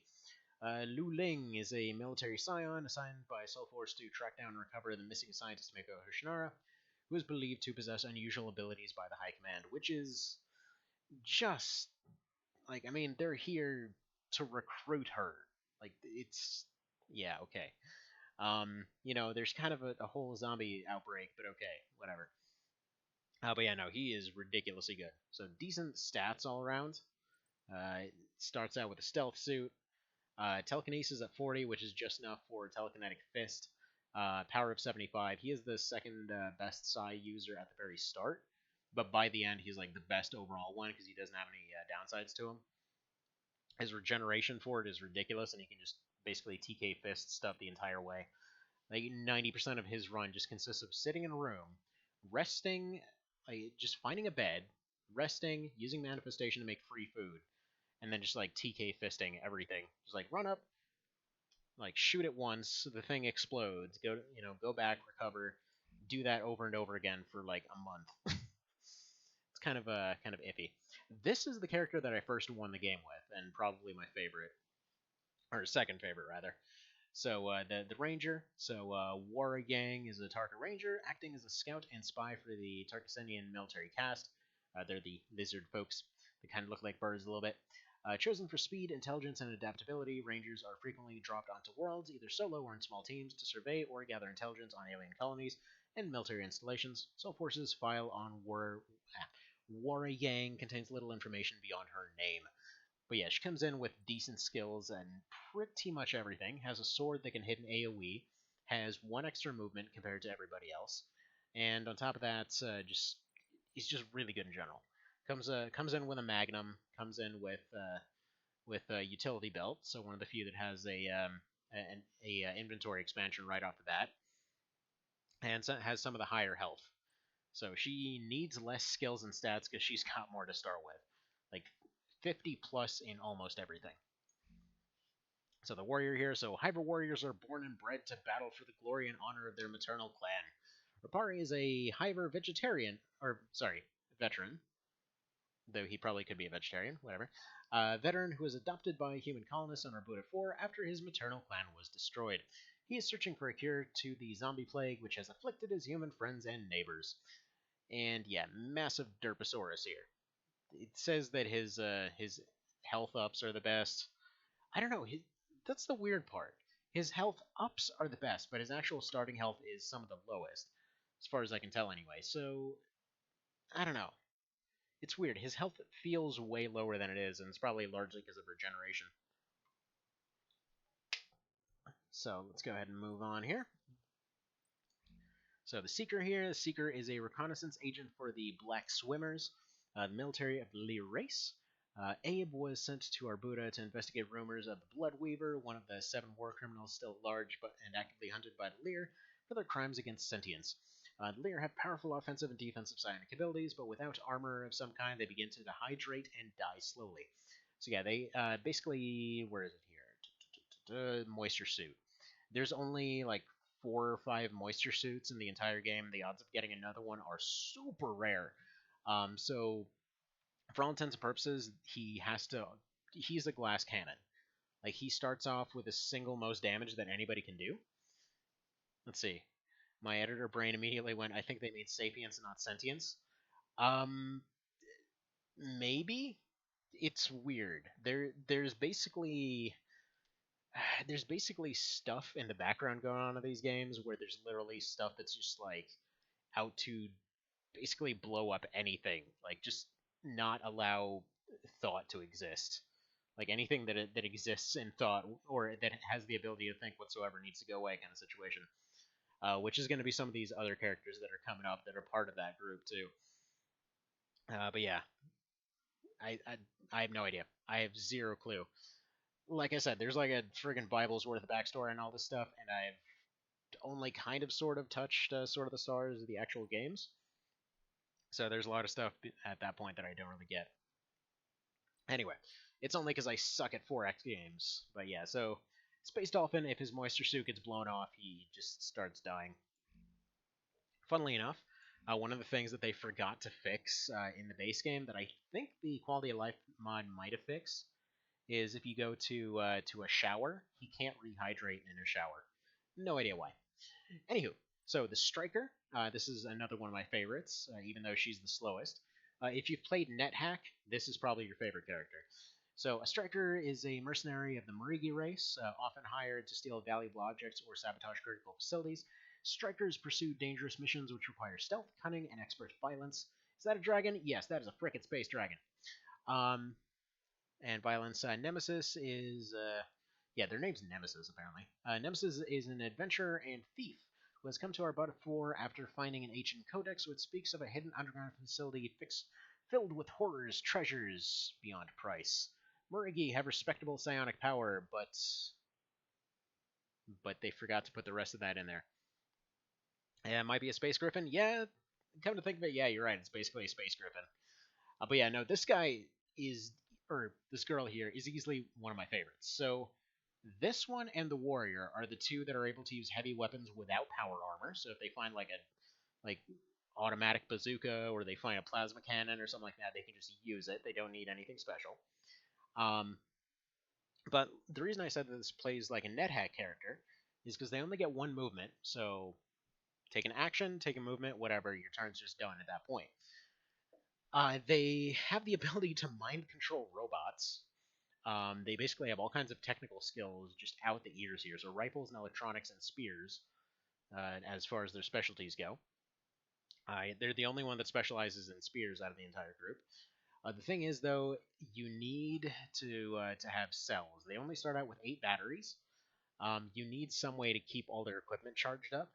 And unfortunately, that's kind of where this one falls apart. So we might do one run as them, just to kind of show that off, because the warrior runs seem to be going amazing today. We'll see. So there we go. Then we have the shepherd, and yeah, these are when we start getting into the weird demonic stuff.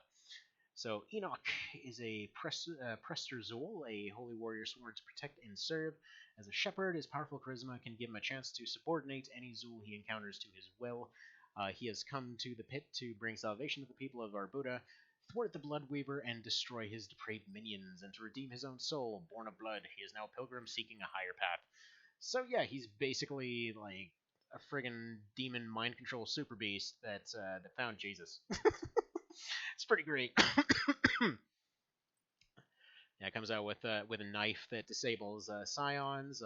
Comes with a what's basically like a 38 special with explosive bullets. But yeah, he's difficult. He's basically a sucky version of the scion with the ability to permanently mind. Well, not is it permanent or no? I think it's permanent mind control of anybody that is technically a Zool. So those little worms that are going around, and then they turn into the dog things, like the dog rat looking things, and then they turn into like these big old bear type situations. And then by the end of it, they're like going around with all kind. They just basically look like gigantic fuzzy Wolverine type situations, and become really really scary at that point. So his ability, if you can get him to the end, is really really useful. But yeah, he can basically clear the last floor without ever firing a shot. But actually getting him there is a bit of an issue. All right, the mercenary. So Tor Makari is a clanless mercenary born to the Targa freeland of Kordaya. Summoned to Arbuda by the promise of a huge reward, he is here to rescue a kidnapped human from a high-security alien facility, pull down the biggest bounty of his career. Changed male Tarkas are big bad, and they're almost never as dumb as they look. Watch out for this guy. So he is basically the warrior, but they actually balanced him. He also has innate armor. He also chows down food like a crazy person, but he actually has useful skills and everything else. So he has almost double the skills Rapari does, with the cost of only 10 innate armor, which is basically nothing in this game. Like it can make the difference in some cases, but realistically it does not matter that much. He has way better items. So like comes in with a what is it? A friggin' flechette automatic rifle. Not to mention 200 rounds for it. So that's more than anybody else. A bunch of extra stuff. So he has everything that Rapari does, and then more, and then gets more stats. He gets 1 less skill point, 10 less armor, better in every single other possible category. So yeah. Needless to say, nobody ever used Rapari because he sucks. Alright, then Lich, an agent of the Sultan known as the Immortal. Azrius is a corpse, or is the corpse a horde, what? Is the corpse a horde Zool warrior? Probably a horde Zool warrior, whatever. Reanimated by his masters amid psionic powers. In life, Azrius was a valued servant of the Immortal and commanded his forces in the Winter Wars. When Azrius fell in battle, the Immortal preserved his essence and gave him a chance to redeem himself. He must steal the zombie vaccine for his master and thwart the Bloodweaver's plans. Only when... Oh yeah, you can actually scroll down here, can't you? It's supposed to say only when he does will he be given a mortal body, and so he just takes the chick's body at the very end. But yeah, he is really like he doesn't need to eat. He doesn't get diseased. He doesn't get poisoned. He basically just has health and psionic pools that are the same thing, and so he has to constantly kill off stuff and eat stuff and whatever else in order to keep going. But yeah, everything up to like floor 10 doesn't even hurt this guy. It doesn't even matter. He can literally just use one of these and just friggin' strength, just completely overpower a bear if he needs to. It's really something else. Alright, then the medic, this is the last character that they added. So Aster Jameson is a Soul Force medic, a fully qualified physician, as well as a trained combatant armed with many skills, nerves of steel, and cutting-edge life force technology. She's a doctor and a biologist racing against a raging epidemic. When a world is wounded, it calls for a healer. And she's just good all around. Got some unique weapons and everything else, like a pistol that steals health and stuff like that. Kind of just a variant on the first three. Has has some improved medical skills and stuff like that. She's actually the only one that comes with medical skills as high as this, as well as the highest knife skill in the game. But yeah, definitely a fun fun character to play with. And then Gunny, he's the hidden character. So Sarge is here. Gunny heard you were having some problems. So what's your problem? He's just an improved Marine. He's here if you're playing on easy and you die before floor 10 times. He just appears. So he's just there to let you know that you suck. But okay, so let's do one more, and then actually let's just do the Space Griffin real quick, and then we'll do another one because this run probably won't last very long. So let's go. I've got a little bit of time until the kiddos get up. So they still don't seem to have gotten up today for some reason. It's probably all the rain. So yeah, her equipment here. She has a drone that can basically be popped up behind her and just kind of look around. Don't know why they're calling me. But yeah, so the drone can pop up and look around. There we go. Inventory expansion. She comes with the ability to analyze mods right off the bat. Comes with the Mother Egg, which allows for mind-controlling robots. For every other character, this means that they would have to take a turn to do it. For her, it's instant and guaranteed. So she just automatically just like sees a robot, my robot. There you go. That's it. Also comes with armor for deflecting bullets specifically. So this stuff's not really worth wearing, but it's the equivalent of power armor if you're getting shot at by projectiles. There we go. Actually decent foraging skills and things like that. The only thing with her is that since she has one movement per turn, she feels like she's starving the most. And by the way, this is always the voice that I hear for most of the female characters in the Wield, by the way. Or I always call it the Wield series. I know it's not the actual name, but just like in my mind, that's where it always goes to.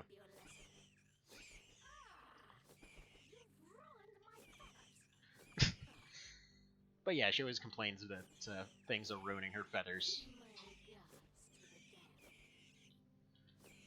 But definitely one of the more amusing ones, I think.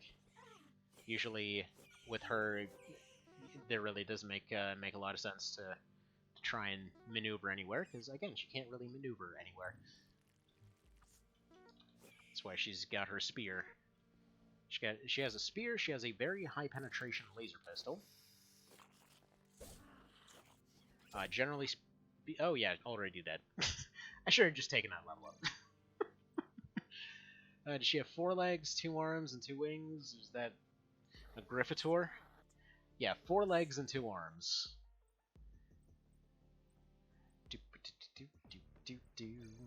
And unfortunately, because she's got so much other stuff, the enemies that pop up for her are apparently even more brutal. Let's try another one real quick. Man, that didn't last at all. Also, it's been ages since I played the Striker. There we go. Yeah, with her, you don't really want to do anything other than go straight for the stairs. And then just assume you're going to have something to answer whatever's on the way.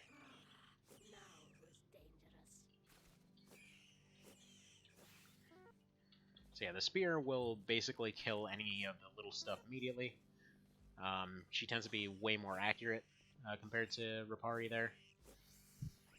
Like, I'd say by far the best one for seriously, for general purpose, is probably the Mercenary. But then you've got the Scion, who's just going to be the best in general. If playing as... If you're playing if you're playing as the Space Dolphin, you basically can get away with a lot of stealth hit and run tactics. But for her, but for this one, you're probably gonna get the best technical skills and stuff like that. Like, I think she's got the single highest starting skills of anyone else. As you saw, some of them are in the 70s. Again, the highest Rapari has is 50 in the stuff that he's best, or 60 in the stuff that he's best at, and then like 10s across the board at everything else. I always love that character in these games, though. Like, comparing with NetHack, he's basically the equivalent of the Tourist. See, so she has all those legs, but she's the slowest character? Yup. Yup. I guess it's just hard to fly indoors or something, is what it's implied to be. Because as far as actual scale, the 3D pit definitely made it a lot more cramped than it looks here. So it's supposed to be pretty cramped in here, so that's probably why. Made with someone with only 2 legs. Yeah, I mean, if you're playing as the ranger, I mean, you get friggin' 3 times this one's movement, which can be absolutely hilarious under the right circumstances. Because here's the thing: one of the things I love about this is buffs from different sources will stack. So, for example, I think the highest movement I've ever got was playing as the ranger, had an item to become invisible for a limited amount of time, and I needed it to get all the way across floor 40. Had just enough time to lockpick the doors and just get through. So, drank some coffee, drank an energy drink, had an item that boosted movement, had a permanent speed boost from something else. It was basically this augmentation bay that you can get. Had a speed boost from armor. Had a, what was the other one? There's some other one too. I know I got speed up to like 12 or some crap. Like it got to the point that they just turned into the Flash and they just kept running and running and running. It was amazing. Alright, stab all the things. But yeah, every one of the characters, despite the game looking very similar, they require very different mindsets.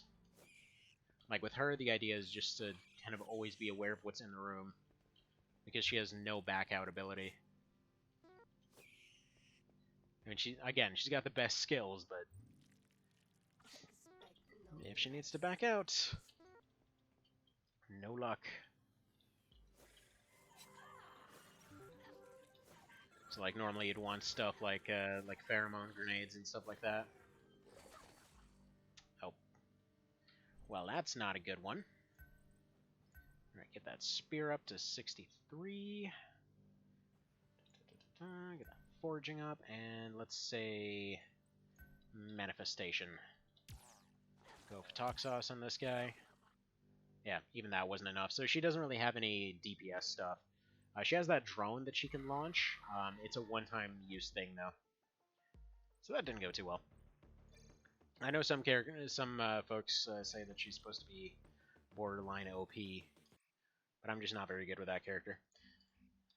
Alright, back to the worst one in the game, then. Not him. This beautiful bastard.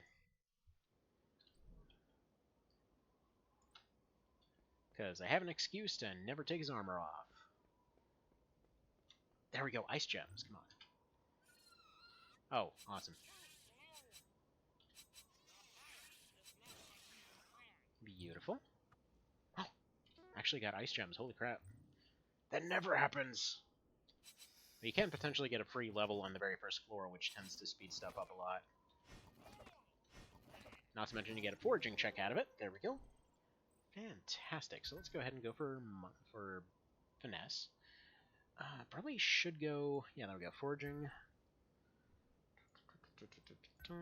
Get that up. And although we can do some other stuff, let me get biotech. And only one on each of them. You basically roll a 1 to 3 on whatever skill you decide to buy.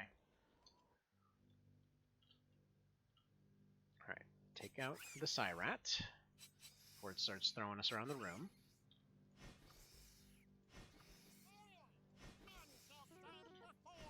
Take out all those.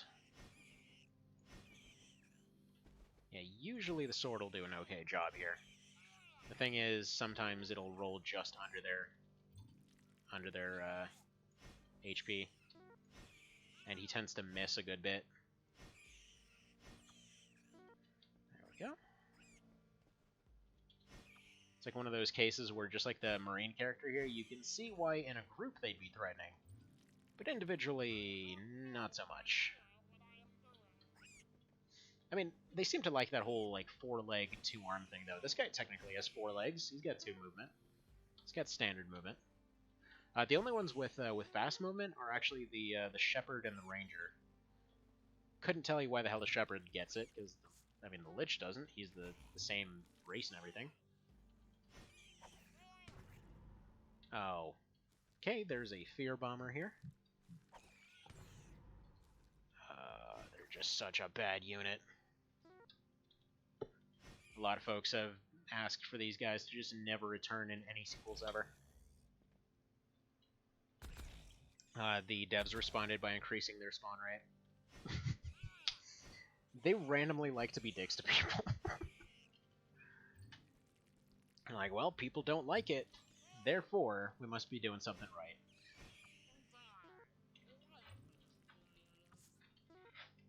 And apparently that's part of the reason they also left the chances maxed out at 99% with a chance of critical failure, rather than ever giving you 100% of anything. Unless it's like something. Actually, no. Even putting on base paste, you can potentially fail that. And by the way, with the 4-leg thing, I think the only reason they gave this guy extra movement is probably just because he would starve before you even got to the 3rd floor if he only had 1 movement. Like, his starvation rate is so extreme, it's not even funny. What's funny is, like, they just were really nervous about buffing him, too. It's like, I mentioned earlier that he's able to use heavy weapons, which, I mean, like, look at this guy. And they specifically mention, like, they're born and bred, like, warriors for the Space Wars situation, where all these crazy weapons are just a normal thing, right? We're like, oh yeah, no, the Space Griffin over there, they can use them just fine. They've got the extra legs to stably fire one of those things. Like, what about this guy that's got heavy weapons as his highest skill, doesn't carry any of them with him, and physically has no way of using them? Like, he doesn't fit in power armor. I don't think he can use exo armor. So that means, like, up to that point, there was just an oversight in which his highest skill was one he couldn't even use. Ever. It's like, heavy weapons are only ever used on mounted weapons, as they're called.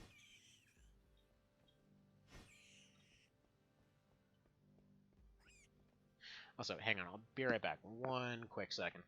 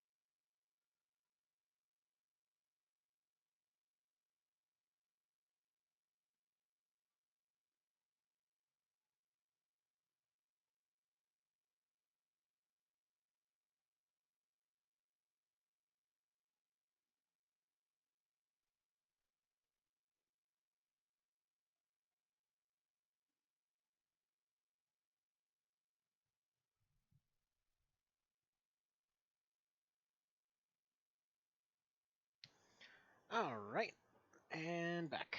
Let's continue on here. Let's see, clear name. Sorry from kidding, wasn't exactly... Oh, hi there, Pan. How's it going? Longest sub mod. True. Let's see, it was weird getting called Sarah or Kitten. True, especially given the circumstances, would definitely understand that. Snowfin's cat. Fair enough. Alright, so yeah. Keep calling Vale Kitten. That's gonna feel weird. I'm gonna go ahead and give that a hard pass.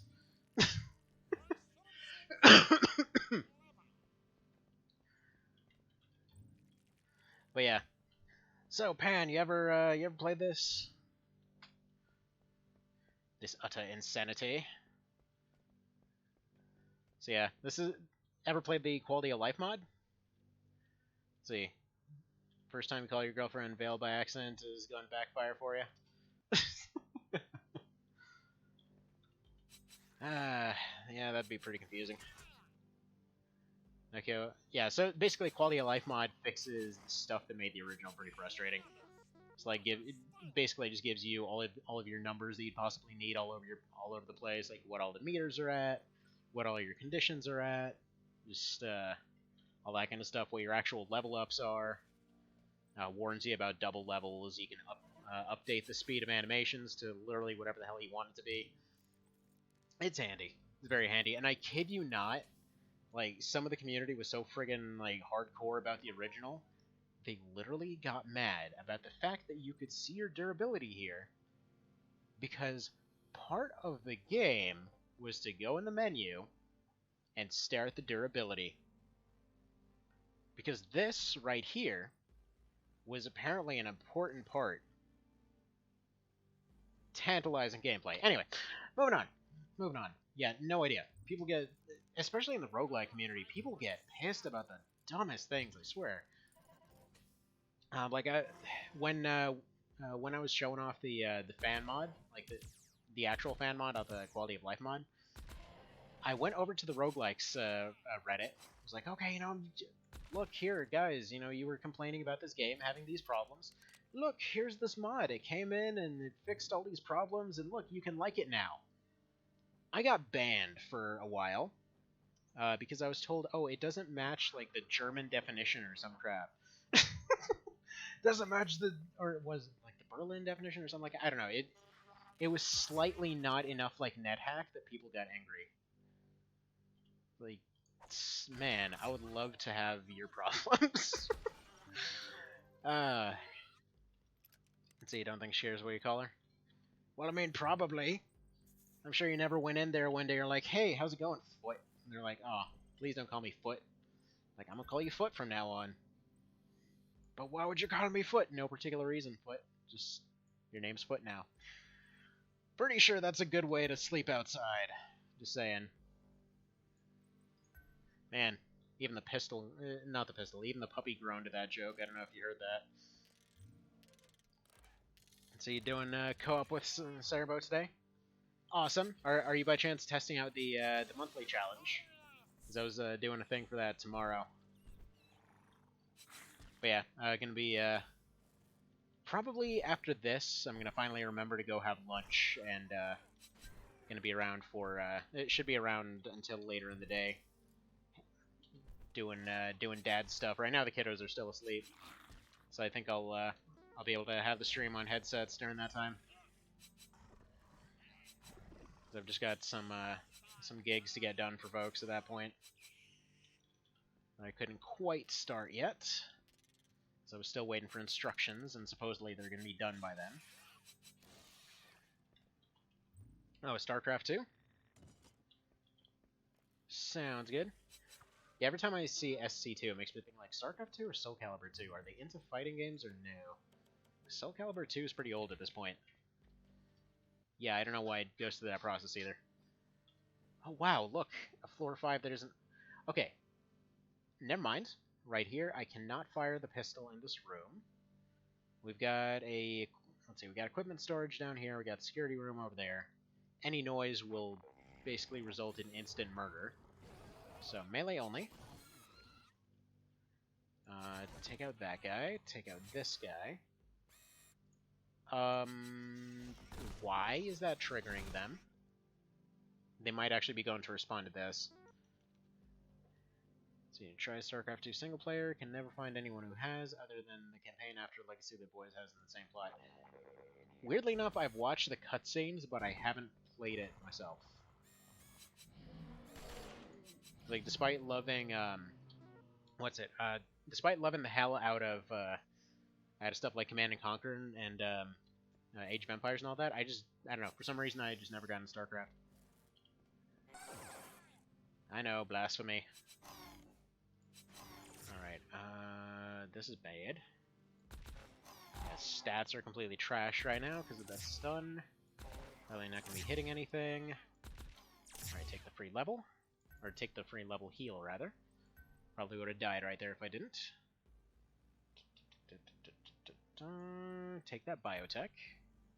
And take that foraging. I know, not efficient level ups, but it is what it is.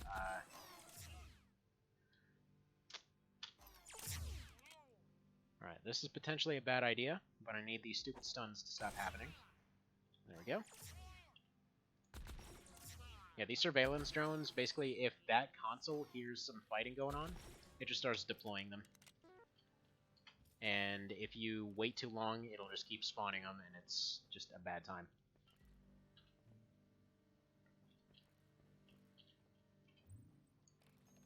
Alright, give me armor, and it's shredded. Okay. Secure crate. They're probably gonna blow up in my face. Yep. Beautiful. Man. I don't think anything's gonna top that wormhole run.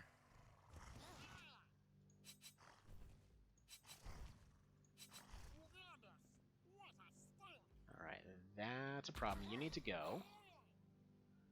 Not a time for this bat to show up, but that's alright. Don't go invisible.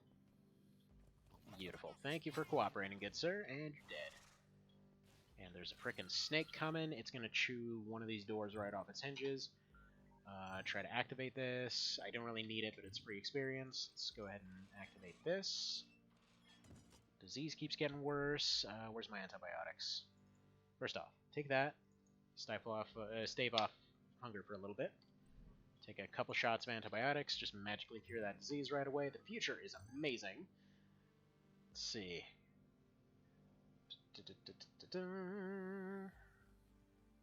Headmasters and SC2 PvP, though. Campaign's easy. Have to lurk because back to work soon. Alright, fair enough. Enjoy lurkage. Hopefully work's being pleasant for you. Seems like I am background noise while people work a good bit of the time. Alright. I should probably put that in the description page. It's like, come here to listen to inane rambling while you go ahead and go about your workday. Alright, just out of range with the flamethrower, as per usual. That's the thing. The assault flamer is usually just slightly off of where you want it to be. Alright.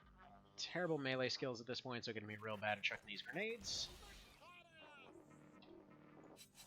Not super efficient, but there we go. Okay. This equipment room is probably just dead now. There's some kind of blob monster around. I can only hope it's something small. You know what? I'm just going to leave them in there. Whatever. If some random patrol decides to cross that room, they're going to die. There's really no need. That's the one that drops bread and assault rifles. Or anything assault rifle related. The odds of them actually dropping that thing are freakishly low. There we go. See? They're dealing with patrols coming through. Alright. I'm gonna clear the... No, I'm not. Screw that. I might have to. So there's an equipment room up there. That blob's coming. I can't likely avoid it because I gotta deal with a snake dog. So let's get that thing gone. Stop missing, please. Alright, can't even finish that off. Let's get this over here.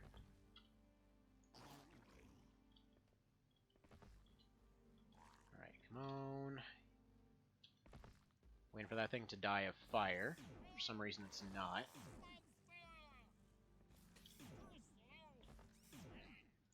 Alright, shoot at the protein, shoot at the protein. Alright, and now let's go for that equipment room because we already took care of everything else. I think it's technically referred to as storage, but more accurately it's an equipment room. Staff quarters, if you say so. Get rid of Snake Doge. Come on, be a good equipment crate. Okay, 36 shotty shells and a fuel cell. This is why I was saying that this assault flamer is kind of difficult to use, since when you get them, you rarely get more than 1 or 2 fuel cells. With everything else, you get something else. This thing, you get 1 or 2 shots at a time. Needless to say, it hurts. It definitely hurts to use that thing, but at least it's like a reloadable grenade in some ways. We're gonna get more pistols. Get more mechanical. At what point did the... I know this used to be an assault weapon, so I guess it got changed over to heavy weapons at some point. Which is fine, I don't need to get that up anymore. Let's get computers, sure. Might be slightly more likely to get into some stuff. He hates all this complicated fiddling, I can understand that. Got snuck up on by a rat who stole my meat. I kid you not, one time I had this really, really promising run, and this friggin' rat comes along. I had a pile of 3 hero SOTS switches. So that's like 900. It's friggin' 900 potential food healing. Stupid thing comes along, steals all 3 of them. I get hit by a stun dart at the exact same time. It runs away and deletes them like a room over. It's like, you bastard. Ultimately ended up starving during that run. It was not a good time. Like, this... Honestly, I'm kind of surprised you don't see more overlap between folks that loved this and folks that loved Don't Starve, because the way that the game plays is very, very similar. In which you keep trying to survive, you keep trying to make food and whatever else. The moment you're doing well, the game will completely screw you. The moment you're not doing well, it'll figure out a way to screw you even worse, but, you know. That's just kind of how it goes. These Psy-Rats are the worst. Just keep mind-punching you over and over as you get farther and farther away. Alright, bunch of energy cells and no energy weapons. Very low chance to open that. Within the health threshold, potentially die if it decides to self-destruct. Let's go ahead and use one of those right there. I figured it was worth a shot. But yeah, this is going to be the last attempt for the day. Alright, so we've got an equipment room here. Are you going to be a bear? This isn't too bad. They're all pretty fleshy.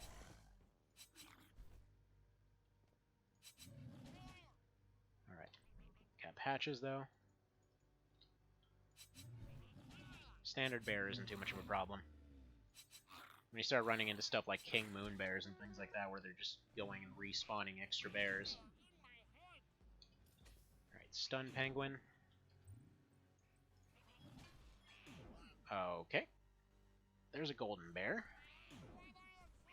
Oh, beautiful. Beautiful. Getting paralyzed in front of a bear is just really what you want. Okay. So it's time for the flamethrower. We'll say this is not going to be worth it for the steak or whatever else is in there. There we go, just hit both of them. Okay, just got saved by that mind punch, actually.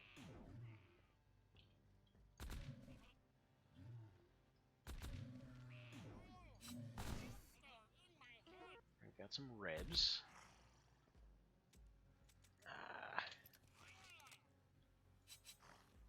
Probably shouldn't have reloaded there. Lowered my odds of getting more high-cal rounds. But, oh, well. Okay, we got an apple and we got a safe meat. Less than worth it. At least we got some experience, I suppose.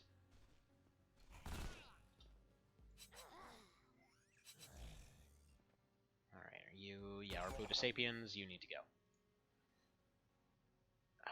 Okay, never mind, screw every part of the scenario. He is going to try to run in here. He's going to fully heal himself the moment he does. Currently wounded, currently out of insta-heals. Hello there, Sun Nif. Tainted meat, dun dun dun dun. Well, I mean, he's okay at eating tainted meat. Well, there actually is tainted meat, but I don't have any at the moment. Funnily enough, if you cook these ribs, they lose some of their food value. Alright. What do we do here? This isn't the good cheese. If you've got Shozanti Brie, that'll heal you somewhat. Alright, so this thing is going to chew armor. That thing is going to insta-kill. What kind of health are we looking at right now? 23 to 29. Obvious choice here seems to be grenade right here. That'll get rid of that food, but... Okay, rolled low on the damage. If it had decided to fire, we would have just been dead. Slash that thing. Need to... Alright, got some stuff. There's no chance of resting before getting overwhelmed, so need to retreat a bit.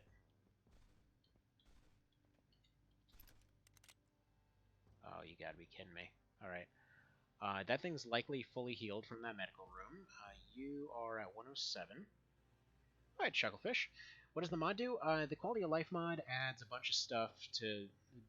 Okay, it's the same people that made the Pit fan mod, which just like completely overhauls the game and makes it just better in every way. I'm only playing quality of life because this is one run that I've always wanted to do, which is just to beat the game on the hardest difficulty with this guy without using the blue room. I have the achievement for actually beating this difficulty with this guy, but that's with the blue room, with just automatically going up to level 100 by level 5. So blue room basically allows you to get functionally infinite experience and items up to whatever you can carry up to that point, but you're limited in terms of your skills. So for example, you'd only be able to level up 5 in each skill, so you basically have no skills but really high stats. Oh, you already know? Well, okay. Anyway, so point being that the quality of life mod just gives you a bunch of useful stuff from the other mods. So for example, like right here, you can see durability of your stuff. You can see exactly where your health is. If you're using psionic skills, they end up being grayed out if you can't use them. You can adjust the animation speed and stuff like that. You have little bits of information that help over here. So for example, your exact... you have stuff like drops and what exactly their weapon options are and that kind of thing. On top of that, you have the option to unlock all recipes and information from the very start. So yeah, it's pretty handy. Like, as far as quality of life goes, I would say it's the best way to play vanilla. It's just a lot easier to plan out your moves and things like that. And surprisingly, there were still people that got upset that this, somehow made the game imbalanced or something like that, because you didn't have to, go to the menu and take a look at your durability. It just saves you a little time. It's nothing like that. Okay, so we're gonna take one step. I'm gonna go ahead and try to clear this out with HEs. Likely this is already over. There we go. Got a decent roll on that. I can finish him off with a pistol. Again, I probably shouldn't be reloading, but I'm just expecting to have to fight my way out of here. Oh, you dick. You would hide around the corner. Wait, did he eat that? No. I just didn't get the sound for it. Okay. Very close to a level up here. Generally speaking, it's just super inefficient to try to sit in one place with this guy. Let's go ahead and eat these ribs. Got infected. It's fine. Take some antibiotics. And, oh yeah, by the way, like, Control X, you can just do your kind of napping option more conveniently. Actually, I think it was like Shift X or something.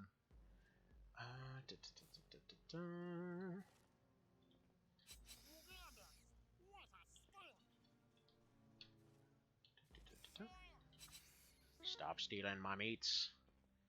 Alright, so should have just enough to barely survive one hit, I guess. Okay. I thought he was going to run up and attack. That would have been the end of the run right there. The farthest we've gotten today was floor 13. Beautiful. There's the level.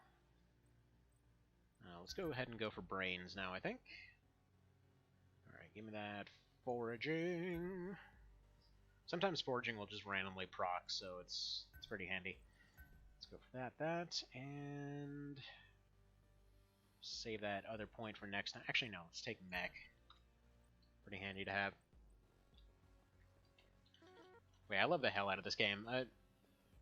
The full-on fan mod, generally speaking, I'd say is more pleasant to play. Just because you've got your random mode and stuff like that, if that's your kind of thing. You've got rebounces for all the characters to make them better. So, for example, with the warrior, he's able to double attack with every melee weapon as his ability. You've got actual like physical abilities for them to use. So, for example, like you've got your psionic abilities for this one. Once you get your weapon skills up to a certain point, at all kinds of different thresholds, they get all kinds of abilities there, which just feels nice. Like, it's nice to have an option other than run up and hit thing. But I've always wanted to see about making it with this guy.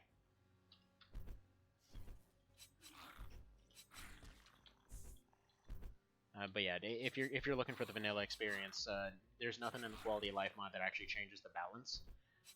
It just makes the information more readily available to you. And then if you don't want the option to unlock all recipes and things like that, there's the option to just turn that off. Alright, let's fire. Oh no, I just screwed up. Alright, so he's gonna be right there. I need...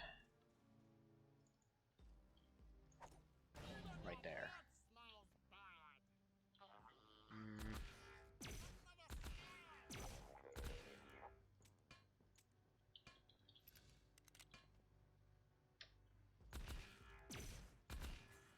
Yeah, I just needed his lasers gone, basically. Okay, and turn. Fast security bot in there. Looks like the entire place is burnt out. Oh, come on. Let me have nice things. So the fan mod plays a bit like Tome? I mean, a bit, I guess.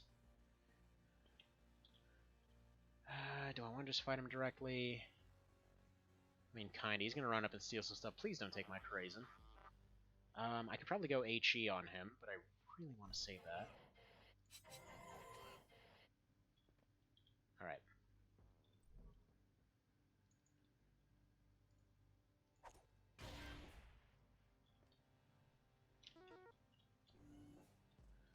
There's still some little thievy douches coming.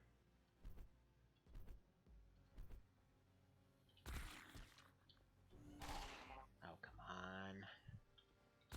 Alright, there we go. Can't take him out. Door traps I don't think can kill. Oh, perfect. It was the full heal. That was just plain luck. That's nothing else.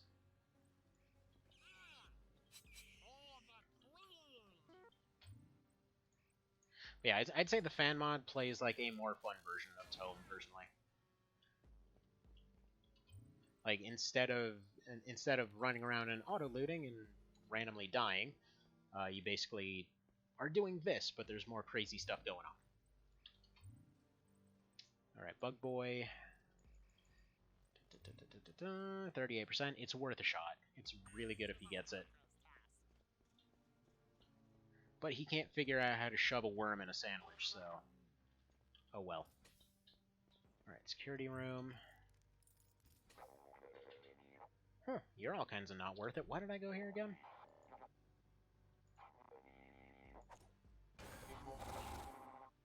Alright, and thankfully the only thing in here was fake anyway. Now we just go full RoboCop on this crap. But potentially armors, so let's see. Failed. Come on, 67%. Shredded. And pissed off security. Yeah, this run's not long for this world. Nothing will ever be as peaceful as that first one.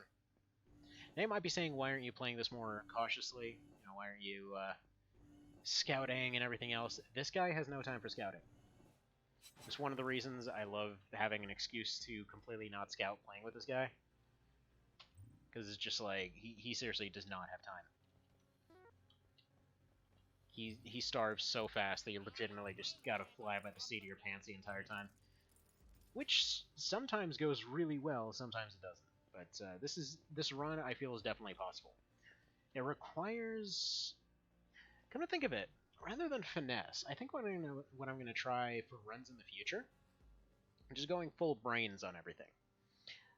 Brains basically decides your likelihood of finding traps, and the thing is, the secret to making it through seriously with this guy, A, need some kind of high penetration weapon by floor 40, which the Karazen, like I said, if you get the right upgrades, it can do the job.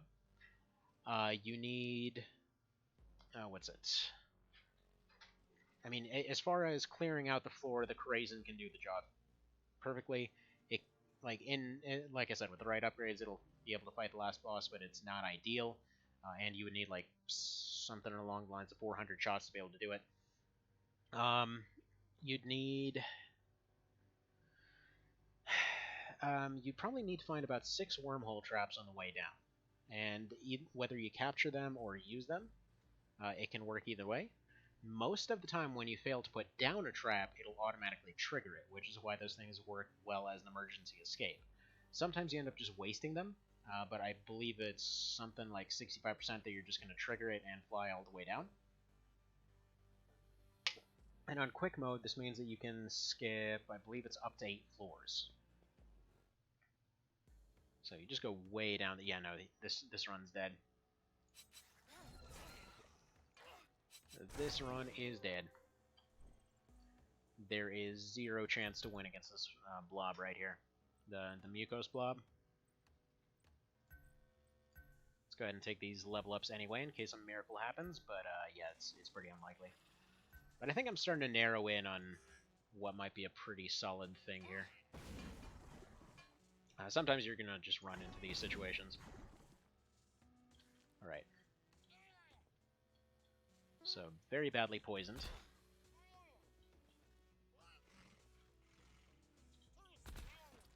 And it looks like everything's already starting to swarm towards this location. Got a med room. Judging by the sounds coming out of there, it's filled with blobs. Security room, I'd rather not deal with right now. Alright, moldy bread. Let's get lay of the land here. Oh, you one terrible, terrible little robot. Why'd you have to open this door? Right. Ammo container. I will need to not go in this room.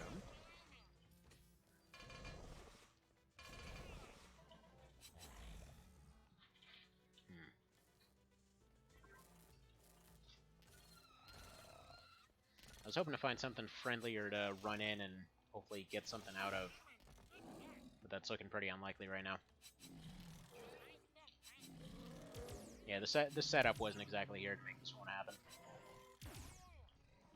Yeah, they just stole all my stuff. Man, there's just stuff all over the place right now. But realistically speaking, like I said, I think the way to get this done is power level brains to be able to detect wormhole traps. Collect, basically you just keep an eye out for a laser rifle of some description, so just go for weapon rooms. It seems like if this is done fast enough, there should be a minimal need for food investment, because it should be a pretty short run. Because the idea being, if you find about 6 wormhole traps, that should get you all the way down by roughly, 13, 15, depending on how your luck goes. In theory, I think it's, I think every floor is at least guaranteed, or at least every other floor is guaranteed to have a wormhole trap. I don't know the exact numbers on that, and I doubt I'll be able to find confirmation for that anywhere. But that seems to be the way to go about this, so I think it's possible. I think it's very possible. Now, by the way, I mentioned another thing earlier, that Mr. Cerebo was providing a second mod that he had quickly slapped together. Uh, and if you were anyone that was interested in participating in these monthly challenges for the SRPG Discord and all that kind of thing, we had a couple participants for the last one, so tomorrow is going to be the final day for that. If you happen to be one of the folks that was doing everything silently off in the background for that, do let me know. Because again, if even if you haven't made it all the way through, if you're by the end-ish of Chapter 3, realistically, you can just send over what you've done already and what battle you're on, and I can just calculate it up to the very end. Because kind of Chapter 3 is where I should have ended it in retrospect, since the rest of it is just like one long gauntlet. If you made it up to that point, you'd probably use that same team all the way up to Chapter 4. There likely was not any kind of grind period necessary at that point. But anyway, so so yeah, as far as all that goes, if you have a time, feel free to send that over. But he was working on a mod, in which, yeah, it's an FFT challenge run that seems pretty interesting so far. I will say I was having a few issues as far as getting stuck on the very first fight when I was testing it last night. That could have been a mix of, well, a couple of times it was really bad RNG. Like, I kid you not, all that's necessary to win it, to win that very first fight, since the challenge, well, I'll leave it to him to announce it. All that was necessary to win that first fight is to dodge 2 attacks, whether by distance or evasion, and pick up 1 crystal. And unfortunately, like, no matter what happened, I kept running into the situation where I would get right up to the last guy. I was like, okay, just gonna go finish off the last guy and just evade, just evading 95% over and over, twice in a row in the last case.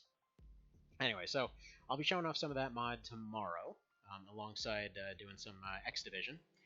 And what else? Oh yeah, and then for the month after that, actually that mod, or rather something that was discussed over that mod, gave me an idea for a Night of Lotus mod that, well, while waiting for my dog to finish being sick last night, basically I had to bleach out his cage and everything, and so was sitting there waiting for everything to dry so he could safely go back in there. And yeah, I thought I had finished putting that mod together, but unfortunately it seemed like it just didn't seem to want to work properly. So either way, I'm still fiddling around with that. I was originally thinking to actually show that off today, but oh well. When I figure out what's making it not work, we'll go from there. Let's just say for the month after that, the challenge was going to be a sort of attempt at a realistic Night of Lotus. So we'll see. We'll see how that goes. Again, realistic in air quotes, because, I mean, it's an SRPG. How realistic are you going to get? But let's just say XCOM realistic. Something like that. Anyway, so that'll be that for today. I definitely I plan to get back to this soonish. Since that whole thing I was doing with like doing XDiv and then Matsuno Day, XDiv again, started to get randomly like burnt out on stuff. So I'm gonna try to toss some random stuff in between there. So thank you guys for stopping by. Have a fantastic one. And my kiddos are starting to get up in the background here, so it's definitely time for me to get going. All right, so have a good one and take care.